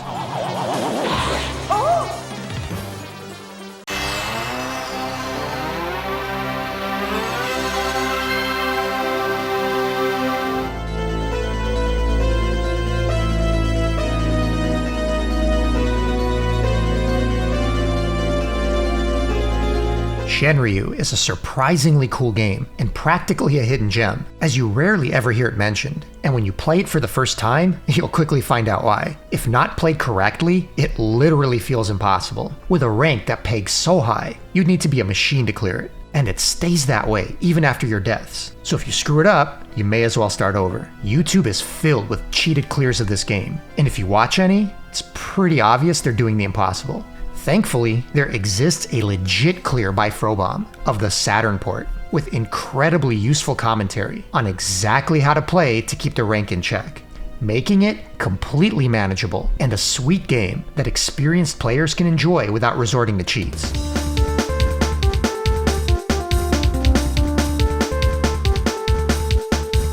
In a nutshell, never increase your power level past 3 Ps, never increase your bomb stock beyond 3 drops, and never, ever pick up the purple power-up that automatically maxes out your power level, unless you want the game to then max out your death. There's more nuance to it, which you could watch the full playthrough by Frobomb if you want to know more, but bottom line is Shenryu is pretty kick-ass once you follow its rules and don't step out of line. The visuals are for me a highlight, with great detail in the ship and enemy design, like a mix between Raiden DX and some Tatsujin, including the stage layouts that begin on Earth and then progress into space for the final few. The purple lightning laser is sick, and one of the best implementations of that style of weapon, clearing the screen very well of most enemies before they can fire. Much like the Tatsujin laser, it's kind of underpowered, so bosses take longer to kill, but it makes up for it by making the stages a good bit easier. While you won't use the other weapons nearly as often, they each have their own unique bomb attack, which is cool. Unlike most later games, Shenryu has stage checkpoints, so if you die, you're going back to try again, except for bosses, where death allows you to respawn and try to finish them off. Speaking of bosses, Shenryu has one of the coolest final bosses around.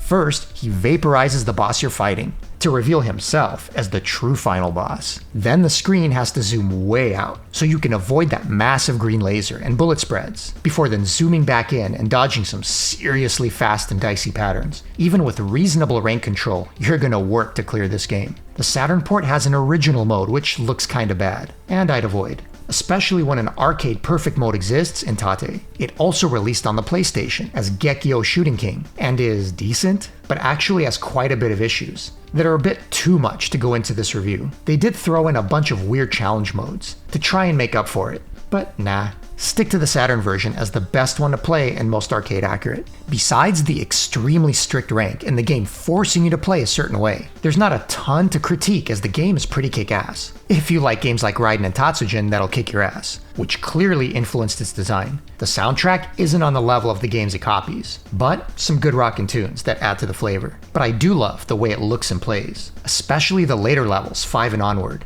So some Raiden, some Tatsujin, and possibly as hard as either. If played correctly, can be a heck of a lot of fun, and a tap-dodging bonanza.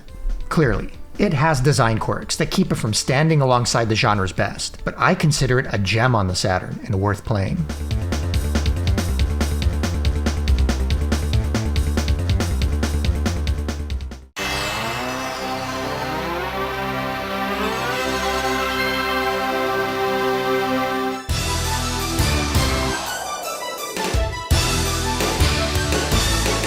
Skullfang is part of Data East's trilogy of games, starting back with Vapor Trail, a game I already reviewed and found decent back on the Mega Drive. For the sequel, they completely changed things up with a hybrid side-scroller, WOLF FANG, which I really enjoy and review later in this video. But Skullfang is the last, obscure final game in the trilogy, going back to its vertical scrolling roots of the first game. And like many Data East games, it's experimental as hell, only this time, not always in a good way. The most unusual gimmick is the ability to actually speed up or slow down the scrolling of the stages themselves, whether for scoring bonuses or during boss battles, where you have to chase them to catch up and match their speed. Stages have certain set requirements, so the levels can have a bit of that race against time feeling to them. You select a throttle style, with auto doing all the work for you and you can forget about it. If you choose one of the fighter pilots as your ship, you can pull off various maneuvers, loops, and dives, executed with various fighting game-like commands. If you choose a bomber pilot, then it's a bit more traditional without the maneuvers, and you get bombs instead.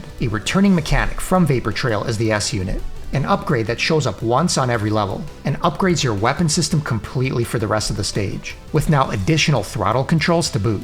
Honestly, Skullfang has some interesting ideas, and a style all its own. It's awkward at first, but you get the hang of it after a while, and the constant elevation changes and variety in levels would be cool if it wasn't otherwise so damn ugly to look at. Ugly and uninspired, with the backgrounds and enemies so cookie cutter. They could have come from a Dropbox of public assets slapped into a game. It's a shame, as it's so uninspiring and holds back what could have been an otherwise cool presentation. With the fast scrolling and constant elevation changes, to compensate, the series does what it does best, which is some kick-ass music.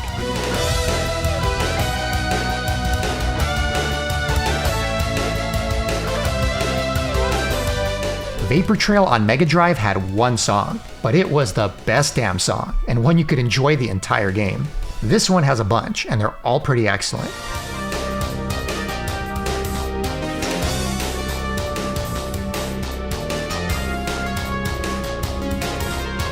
If I could play it blindfolded and just listen to the music, I'd be cool with that.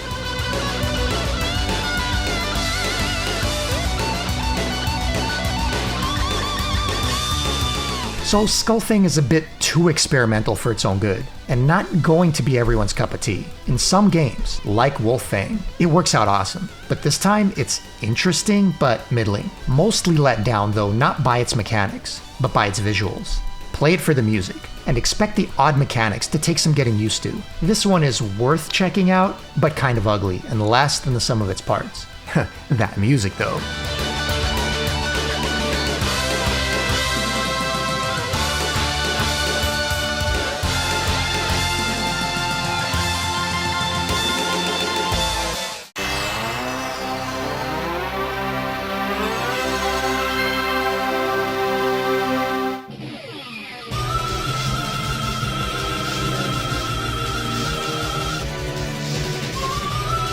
Hear that music? That's the sound of the pain you'll feel playing Sky Target on the Saturn. If you always thought the Afterburner games were too fast and hectic, and wanted a sequel that played much slower and deliberate, then Sky Target is your cup of tea, like Afterburner at a Panzer Dragoon pace. only much, much less visually appealing. And this is no Ace Combat either, that's for damn sure. The original arcade cabinet was a lot better looking and cooler to play, with much better frame rates to boot. So the Saturn port just doesn't hang, which is a shame as the original arcade game was really well put together and just felt smooth and nice to play. This game clearly belonged on the later Dreamcast and not here, as just looking at them side by side is painful. It turns what was an interesting arcade cabinet into an embarrassment. Sky Target is definitely an easier and less adrenaline-fueled game than Afterburner. You're meant to appreciate the fluidity and the more realistic nature of flight. I do like the introduction of large bosses to take down and some mission objectives, something the original games lacked. The final stage is almost Death Star-like in its complexity and maneuvering, something that was a highlight in the arcade version. But when the best part of a game is its presentation and fluidity, and you take that away with this technically embarrassing, pretty miserable port, you're mostly left with misery. Even playing it with a special Saturn pad or a flight stick isn't enough to save it.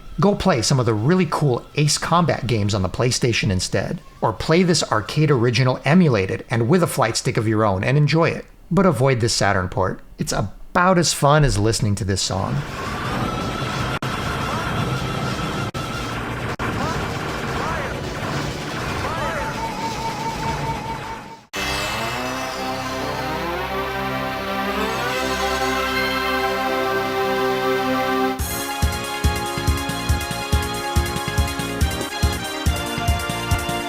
Oh yeah, Spanky's back. My favorite flying dolphin. It's all I needed to know to jump back into this series. Sonic Wings Special, Video System's very final game, combining much of what you knew and loved from the first 3 games into one final shmupping hurrah, including the occasional branching paths and random levels introduced in the 3rd game. It really is a remix of all 3 games, but completely unique and not just a slapping together of what came before. Not to be confused with Sonic Wings Limited, also a remix of the original games, but different than Sonic Wings Special. Special is the home version, and both play excellent. Though note that one version to avoid is the PSX PAL version, which is botched in many ways. Not the least of which is it doesn't save your progress. So all those dozen plus characters that you eventually unlock, yeah, you can do it all over after you reset the game.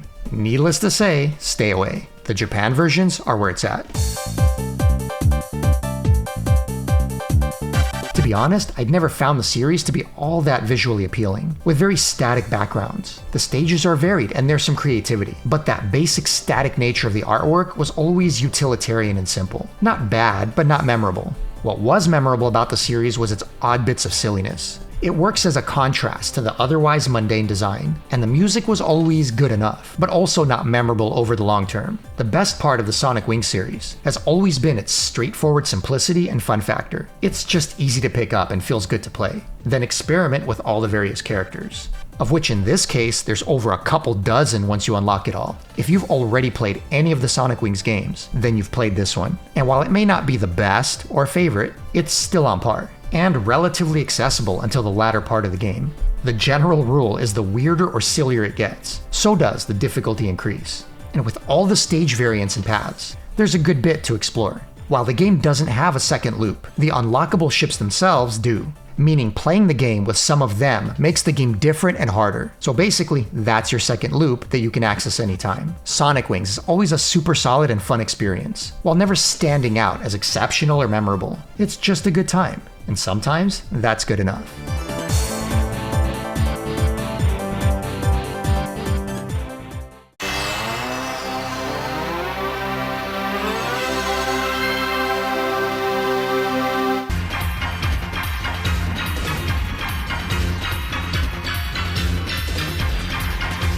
Sokyugurentai, or Soki for short, is one of my favorite gems on the Saturn, not to mention one of my favorite Rising games, before they went all Yagawa with their Goregism Bat Riders. That's not to say it isn't brutal. It'll own your ass for a long while until you finally manage to clear it. But unlike the aforementioned games, there's no weird rank or crazy strategy or complexity here. Just a killer mix of RAYFORCE lock-on and Raiden bullet madness that'll push even experienced players to their limit. Soki is aggressive and freaking intense. But the game isn't just awesome to play, it's magnificent to behold. The 3D visuals are phenomenal, maybe not on the revolutionary levels of RAYFORCE, or the grandiosity of RADIANT SILVERGUN, but in the upper echelon of what great 3D games looked like at the time. Especially true of the bosses, which often zoom way out to take in the scale of the encounter. Some bosses take up multiple screens and are stages in of themselves, as you take them down in sections. Oh, and check out this level here in the asteroids and space tanks. Hey, Irem called, and they want their penalty zone back.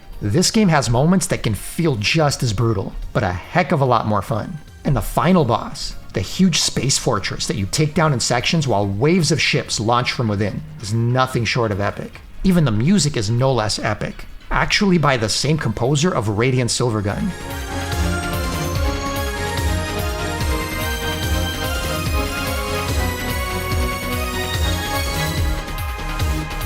Your key mechanic is your lock-on web, similar to RAYFORCE, only even more obvious by the visual indication. Able to lock on to 6 to 8 enemies at a time with your laser. Each ship has 2 different lock-on webs with a different radius, and your bombs also behave differently depending if it's used with or without active lock-ons. It's a risk-reward system, as you can't use your forward-firing weapon at all while locked on, so hanging out for too long capturing the lock-on will get you overwhelmed. There are 2 versions on the Saturn, with the later Otoyuko version fixing a handful of bugs from the original, but removing the English text completely. And the PlayStation version, while okay, is inferior, with lower resolution and missing visuals, along with a lot more slowdown, though it does have an exclusive ship, whereas the Saturn port is nearly arcade perfect. Understandable as it's based on the STV hardware, like the Cotton games and Guardian Force. But no matter how you play it, even if you can barely play it because it kicks your ass up and down the block, it's one of my favorite shooters of the generation. Very rarely, or almost never, can I clear this game on a single credit. It's hard, but it's so damn cool and fun, it doesn't matter. As far as I'm concerned, Soki is as good as it gets.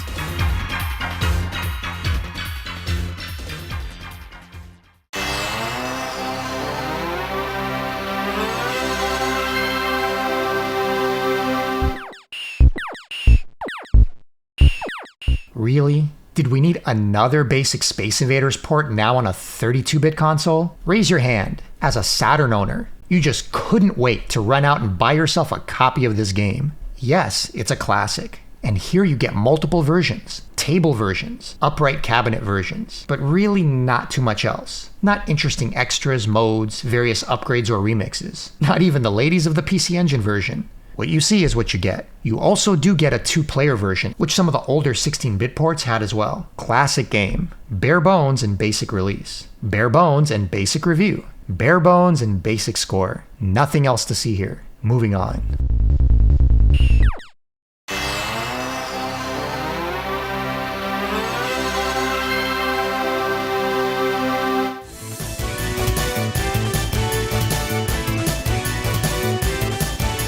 Steam Hearts has its own genre I like to call shmup smut, which only grew in popularity as the years went on. Infamous for only one thing, and it's not the shooting. At least not the kind we're talking about here. Originally released in various PC incarnations, including various degrees of censorship or non-censorship, before releasing on PC Engine, even more censored but not completely. Then the Saturn version, upgraded and updated, but even more censored. Which version to play? Depends if you're looking for maximum shmup or maximum smut. None of the console versions will give you much of the latter, and no versions at all will give you too much of the former.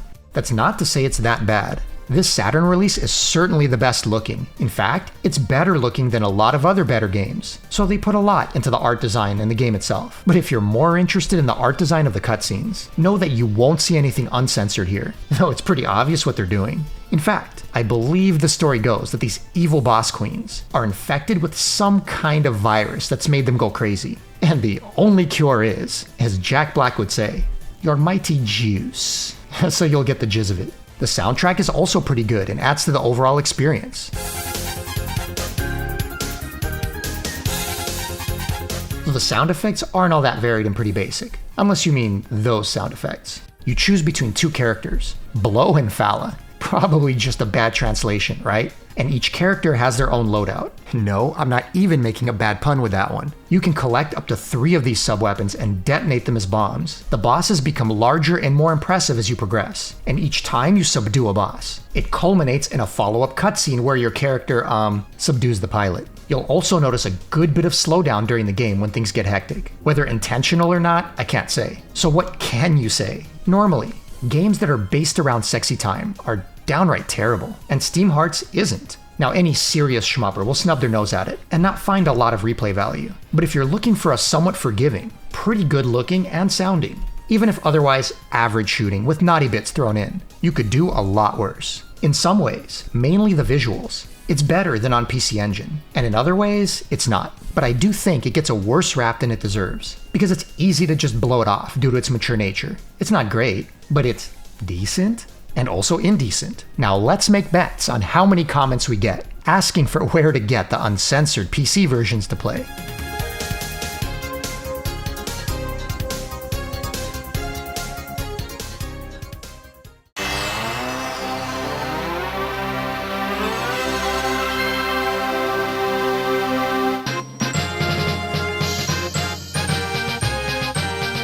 It's the rare moments like this that makes the original Strikers 1945 better than Part 2. Those flashes of silliness, the weird and wacky in an otherwise serious game, that reminds you of the team's roots. Let's be honest, most Psycho games aren't loved by serious shmup players for their presentation or sound, but for the extremely challenging gameplay, rank management, and scoring, in a way that's unmistakably Psycho. So Strikers feels familiar to anyone who's played Gunbird or Sengoku Ace, just cranked up a bit in difficulty. Or even Sonic Wings, which was developed by Psycho designers back at Video Systems. But Strikers is deceiving, as what initially seems like the same old wartime backdrops and motifs, minus the cool and large mech-like bosses, ramps up and gets a lot cooler once you're in the final stretch. Once the aliens come out to play, everything gets more creative. That is, if you get that far. Each of the several planes is unique, not just in firepower and speed, but also their option loadout as you power up and bombing strategy. All the options are incredibly diverse, and make the gameplay of nearly every plane require a different strategy.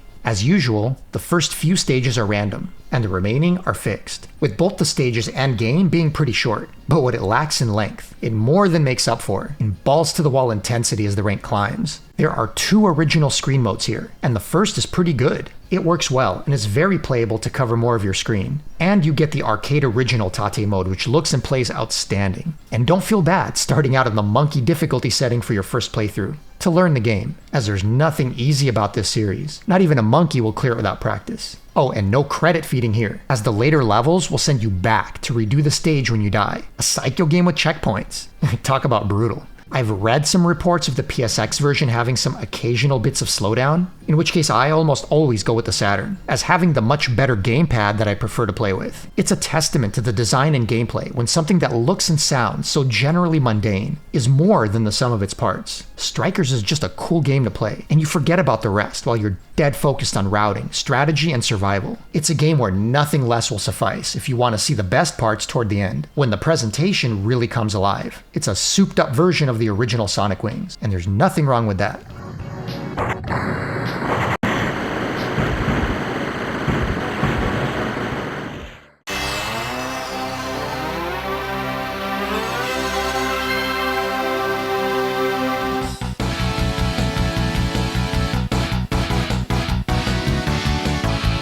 As if the first Strikers game wasn't hard enough. I don't know what the hell they did with the sequel to make the first game seem like a cakewalk. It was brutal enough for me to include it in my top 5 hardest shooters on the Saturn video years ago, and my opinion hasn't changed. If you want to have your ass kicked and your balls busted, this sequel is for you.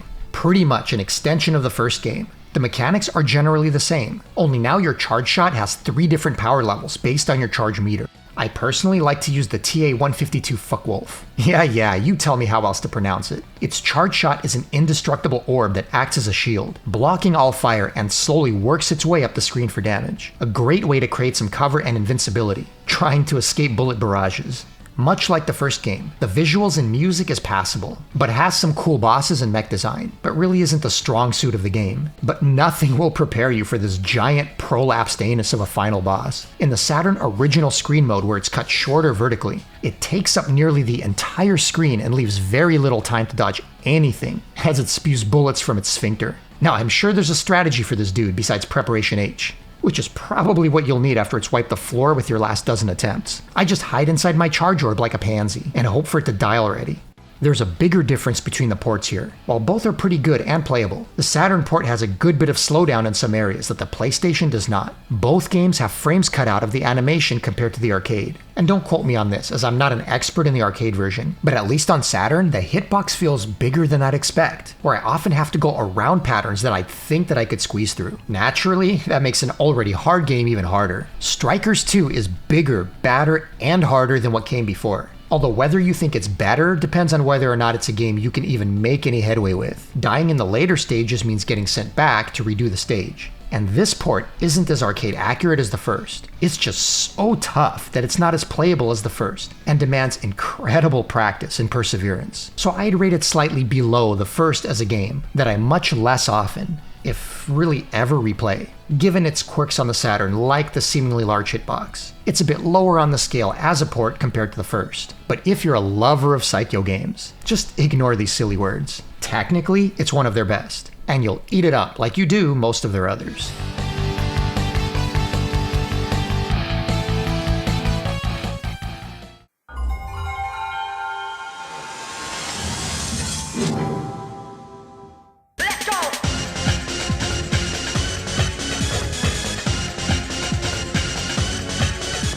Playing Tempest brings back that early 90s rave feel, with bumpin' music, strobing lights, and particle effects filling the screen. It may not look like much at first glance, but it was a classic for a reason. It's a game you get in a groove with and just flow with the tempo. Much like any classic I review, I don't think we need to get into every mechanic or why it's timeless. It's kind of a given at this point, but we do want to look at the port itself and if this is a good version worth picking up. Unlike all my other reviews, which compares the game to the PSX version, the accepted best version of Tempest 2000 was actually released on the Jaguar.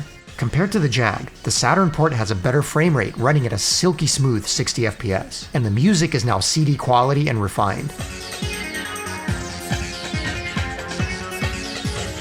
Though not necessarily better, as the Jag's chiptunes are more raw and arcade accurate.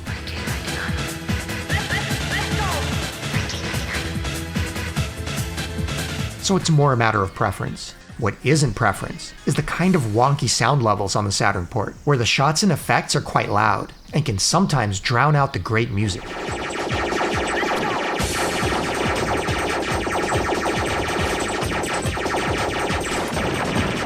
The menu options let you adjust the sound effects down, but then the voices and other things become quieter too. So in that regard, the Jag is more accurate and the Saturn effects are middling. I've also read reports of this Saturn port having a bit more control lag. I can't say it's a big difference, though the top scoring players will again likely find the Jag port ideal. The bottom line is that this is still a good port of a classic. If you're really serious about Tempest and playing on console, the Jag version is the ticket. I think some people have even come up with spinner mods for the controller to play Tempest as it was in the arcades, but it's still very playable with a pad, and while not necessarily a perfect port, it has enough extras, modes, and features to make it a great choice. For any casual player of Tempest like myself, the only thing that really bugs me here are the sound levels, but it's still a good way to play, especially since not many still own a Jaguar.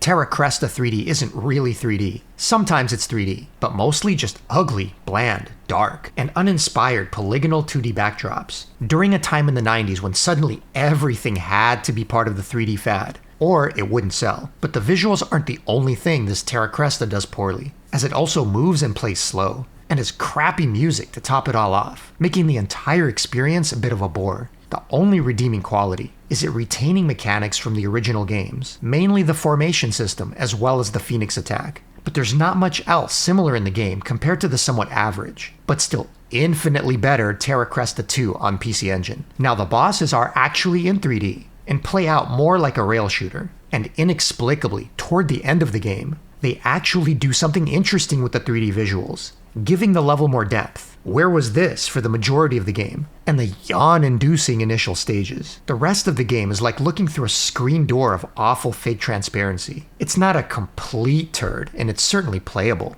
The enemy formations and patterns are extremely basic, but at least not completely botched or haphazard. So while not a complete kusoge, it's really not worth your time. This 3D incarnation is the worst of the series.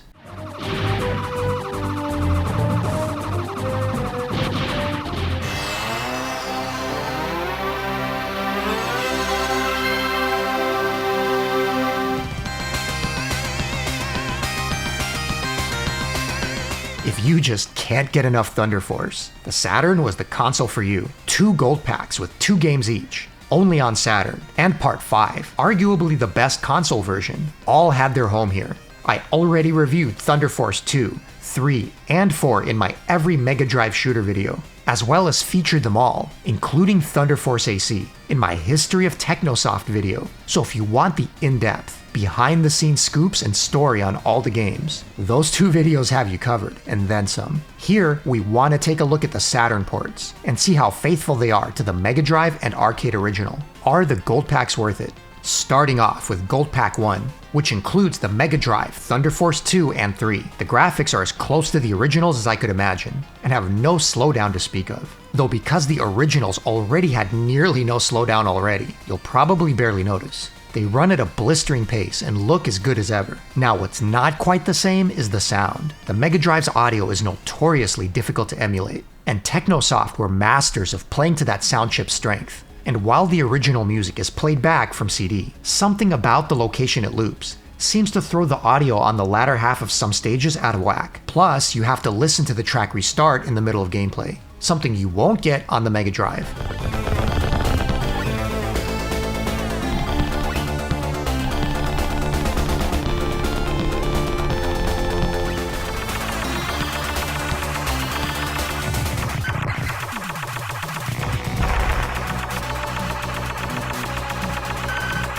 Another audio difference are the effects, which seem a bit downplayed and muffled compared to the rawness of the original.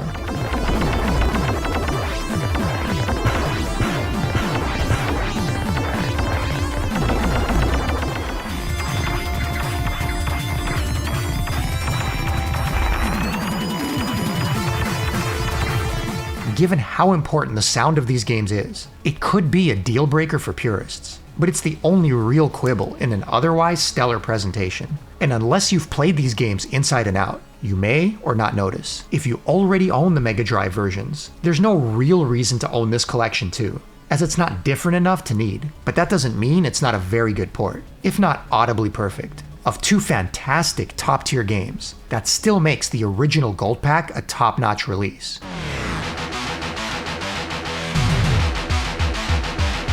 Now the second pack, containing Thunder Force AC and 4, is a lot more interesting, with more pros and cons to consider. If you want to own a great, near-arcade perfect port of AC, this was the first and best console port to do it, and worth the collection alone. But the biggest boost in actual performance is for Thunder Force 4. If you loved it on Mega Drive, but the serious slowdown throughout the game held it back, you're in luck, as now you get to play it completely slowdown free, meaning it's even harder than it was before, but no less awesome.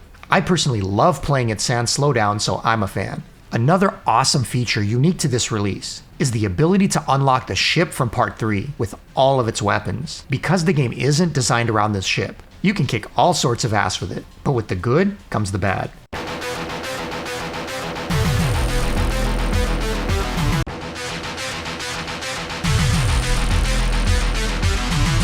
The absolutely incredible music, really the reason many play the series, and Part 4 in particular, doesn't have the same impact and rawness of the Mega Drive original. It sounds the same, yet it doesn't.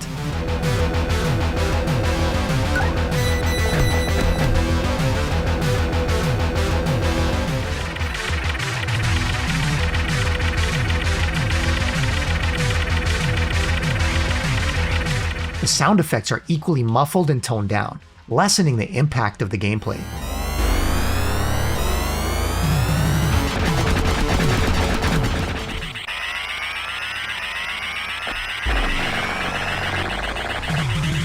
So it's a really tough call. You get the extra ship and no slowdown, but the musical impact and effects have lost something. It's almost worth owning both, the original for nostalgia and sound, and the Gold Pack for slowdown free gameplay and extras. So I can't give it a perfect port score, but it's close, and even improves upon some aspects of the original. Plus, Thunder Force AC. Of the 2 different packs though, if you own the original games, this is the one worth owning.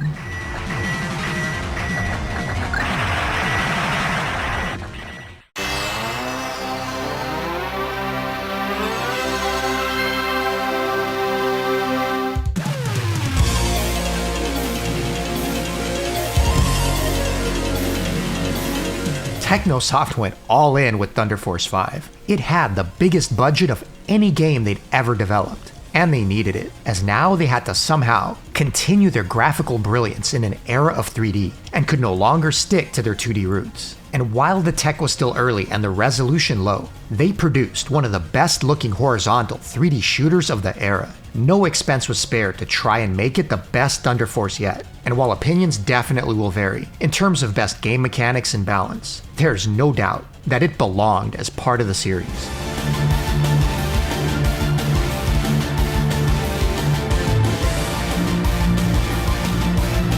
The lead up to the finale, launching into orbit with an upgraded arsenal, blasting your way through an armada of ships, then shedding your armor for a showdown with the Styx, is still one of the greatest moments in the series.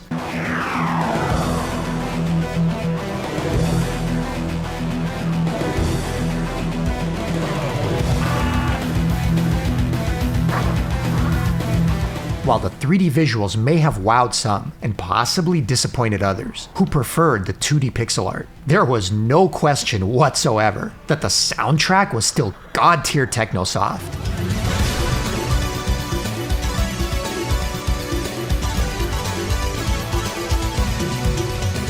Now composed by Hyakutaro Tsukumo, CD quality instead of chiptunes, it stands toe-to-toe with the original games. Don't ask me to choose which of them is the best. All I know is that it's so kick-ass that it's worth playing for the music alone.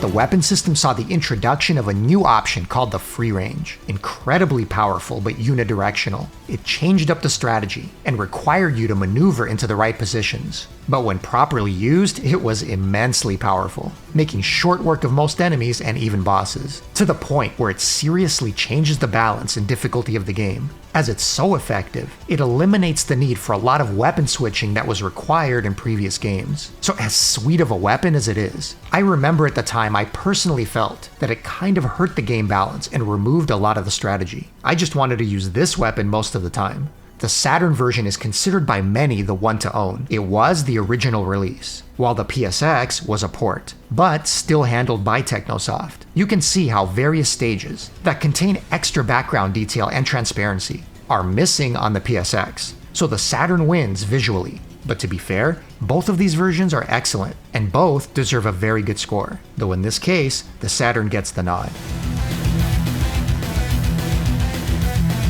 So what's your favorite Thunder Force? I know many who swear by 3, saying it's the most pure, no slowdown, and their favorite. Most say 4 because of how incredible it looks and sounds, even if it made some trade-offs in performance. And then you have Part 5, as creative as ever, great use of 3D tech, and a soundtrack on par with the best in the series. Whether you love the 3D or not, at the time, this was about as good as it got. I said this about Part 4, and it's true of 5. The best games aren't always flawless games. They're simply the best games. They keep you coming back to enjoy. In this case, not even for scoring, as really that's not its strong suit. It's a visual and oral spectacle that transcends any of its limitations. It's a game that shmup fans replay endlessly to this day for a reason, and it rightfully deserves a place among the genre's best.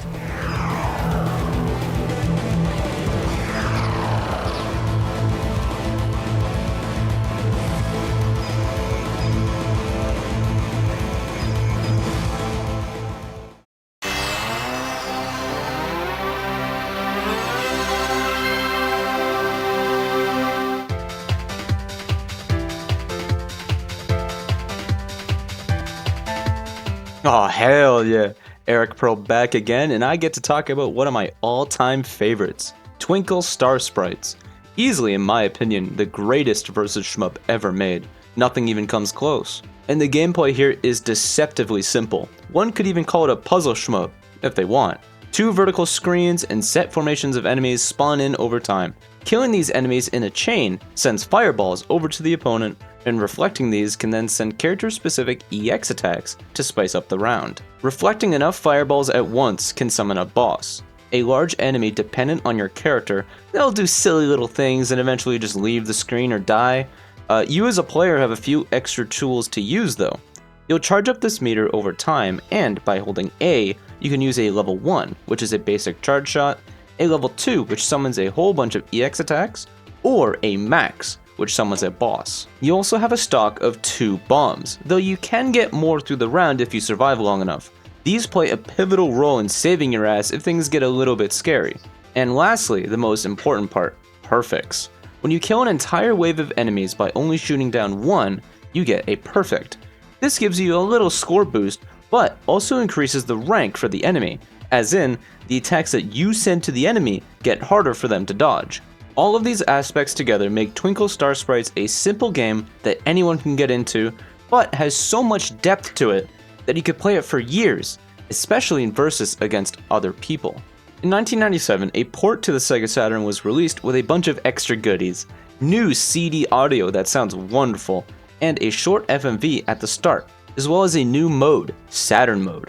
This mode features fully voice-acted dialogue between characters, new portraits, new cool graphical effects, and there's also a new character, Mirin, who you can encounter as an extra boss by no missing and getting at least 20 hits until at least stage 3. Oh yeah, it also removes all the slowdown. Normally I'd be kinda like up in arms about this, but you know, Twinkle without slowdown is really fun. This game is blisteringly fast now. Everything becomes terrifying at full speed, especially memory. And you actually just have the option to play the original version, arcade mode. And it's not perfect though. The slowdown here feels a little bit more intense than the arcade original, even on original hardware. But for what it is, I can't really complain too much, because the silly looking memory portrait is back, and that's always nice. As for some minor things, you can't change the autofire speed, which kinda sucks, and the sound effects are underwater again, and they're also a little bit different, but that's not that bad. The score bug that existed in the original game, where you're given 1 point on your 9th perfect in a row, has been patched out though. It's clear 80K wanted this port to be the definitive version of the game, with all the new graphical effects and new music, so they doubled down on it. The game comes with a second disc, also called an omake disc. This features a bunch of extra content like fan art, dialogue between the characters, promotional material, that kind of thing. As a result, the full package of this port is wonderful. It's full of soul and full of life. I adore this port, and you should too.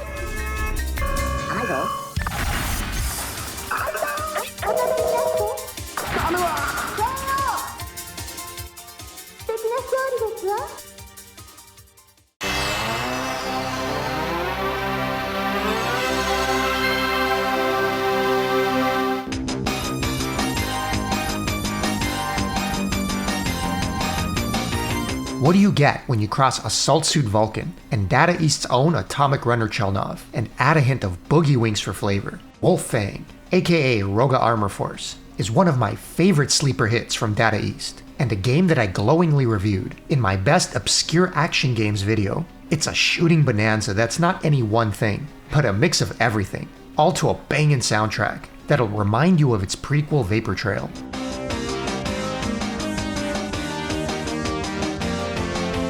How you play the game comes down to how you customize your mech, with endless combination for your weapon loadout, mobility, speed or jump height, forcing you to trade off one for another. Wheels are faster but with a limited jump height, while other options give you plenty of launch, but you're slower on the ground. And though it looks complex, the controls are simple, with just a shot, jump, and special attack. Being a large mech that somehow inexplicably can't fire directly upwards, your screen position is the name of the game, and maintaining crowd control. Now your mech is beefy and doesn't just take damage on contact, letting you get right into enemies' faces, bounce off and on top of them, and really get into the close combat if your loadout is optimized for it. So bullying your way around the screen, slicing and dicing up close is definitely a highlight. On top of that, you get fellow little soldiers to pick up along the way that'll sit right on top of your mech and fire, even getting knocked off when you get hit, which is pretty cute by the way, and can be picked right back up afterward. Another favorite mechanic for me is also taken from Boogie Wings, where instead of just exploding when you run out of health, your pilot flies out on a little jetpack with just one hit left to survive, jumping and boosting around, wrecking house like a little madman.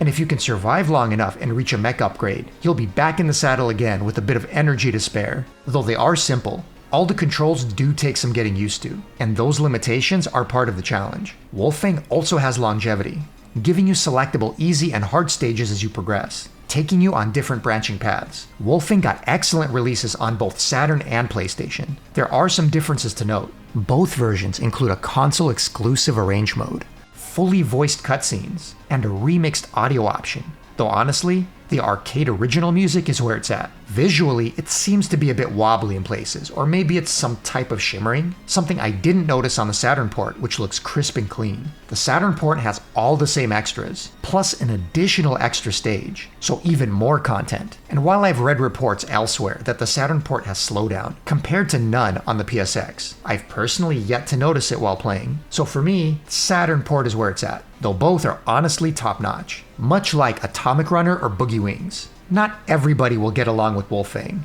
It's definitely unique. But for me, the game is even more than the sum of its parts. I like the art design, the variety, the music, and all the little touches that make it a refreshing game to play. It's quirky, without question, but that's also part of its charm. And it goes above and beyond in its creativity and stage detail, especially a killer finale, with the sub crashing through the enemy base wall before unleashing you to wreck Morehouse in a manic final stage. It's just too fun, creative, replayable, and unique, along with a cool presentation to match, to get anything but a great score from me.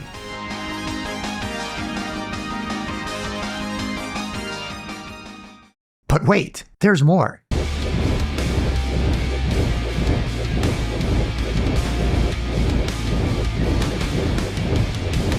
Saturn also had a handful of homebrew games, at least 3 that we know of anyway. First up is Galaxmas, or Galachristmas. It's an unholy night in this Santa meets Metallica mashup. Don't expect anything special in the visuals department or the gameplay. It's super basic, but the metal remixes alone make it worth checking out.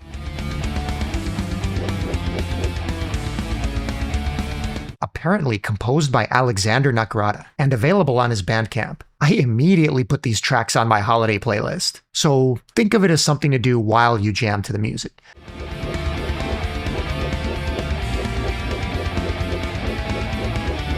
Next up, Shmup Salad. At first glance, my initial reaction was, this is a salad I'd rather toss. But turns out, this salad's got some meat to it. It's a legit shmup, and the best of these homebrews. I mean, it's way better than Hong Kong 97. Maybe not as funny, but nowhere near as painful. You get a handful of config options and resolutions, decent enemy and bullet patterns. Turns out, it's a salad that didn't need tossing after all. Finally, Sky Blaster, the least interesting of the lot, with kind of clunky mechanics and enemies, and not any other redeeming qualities, like a cool metal soundtrack or a salad that needs tossing. Not to rag on homebrew games. It's cool that we get them, but you're not missing anything if you skip out on this one. But wait, there's even more. Sega Ages Volume 1 on the Saturn featured a couple of classic rail shooters, Space Harrier and Afterburner 2, both fantastic ports, about as close to arcade that existed, and even supported the Sega Flight Stick. There was also a Bandai Gundam game, a pretty poor one honestly, and not really a shmup. But it did include some shmup stages. Remember the awesome KO Flying Squadron on the Sega CD? Well, it got a platformer sequel on the Saturn, but including some shmup stages here and there, though honestly nowhere near as good as the original. So are there any games I missed, or games with shmup stages included that are worth checking out? Let me know in the comments. A huge thanks to all our guest reviewers, so please don't forget to check out the channels of those you enjoyed most. And if you just can't get enough Sega, and still haven't seen my most popular video ever, every Mega Drive shooter reviewed, now closing in on 1 million views, crazy, you can check it out next. I've also done the absolutely massive every PC Engine shooter video,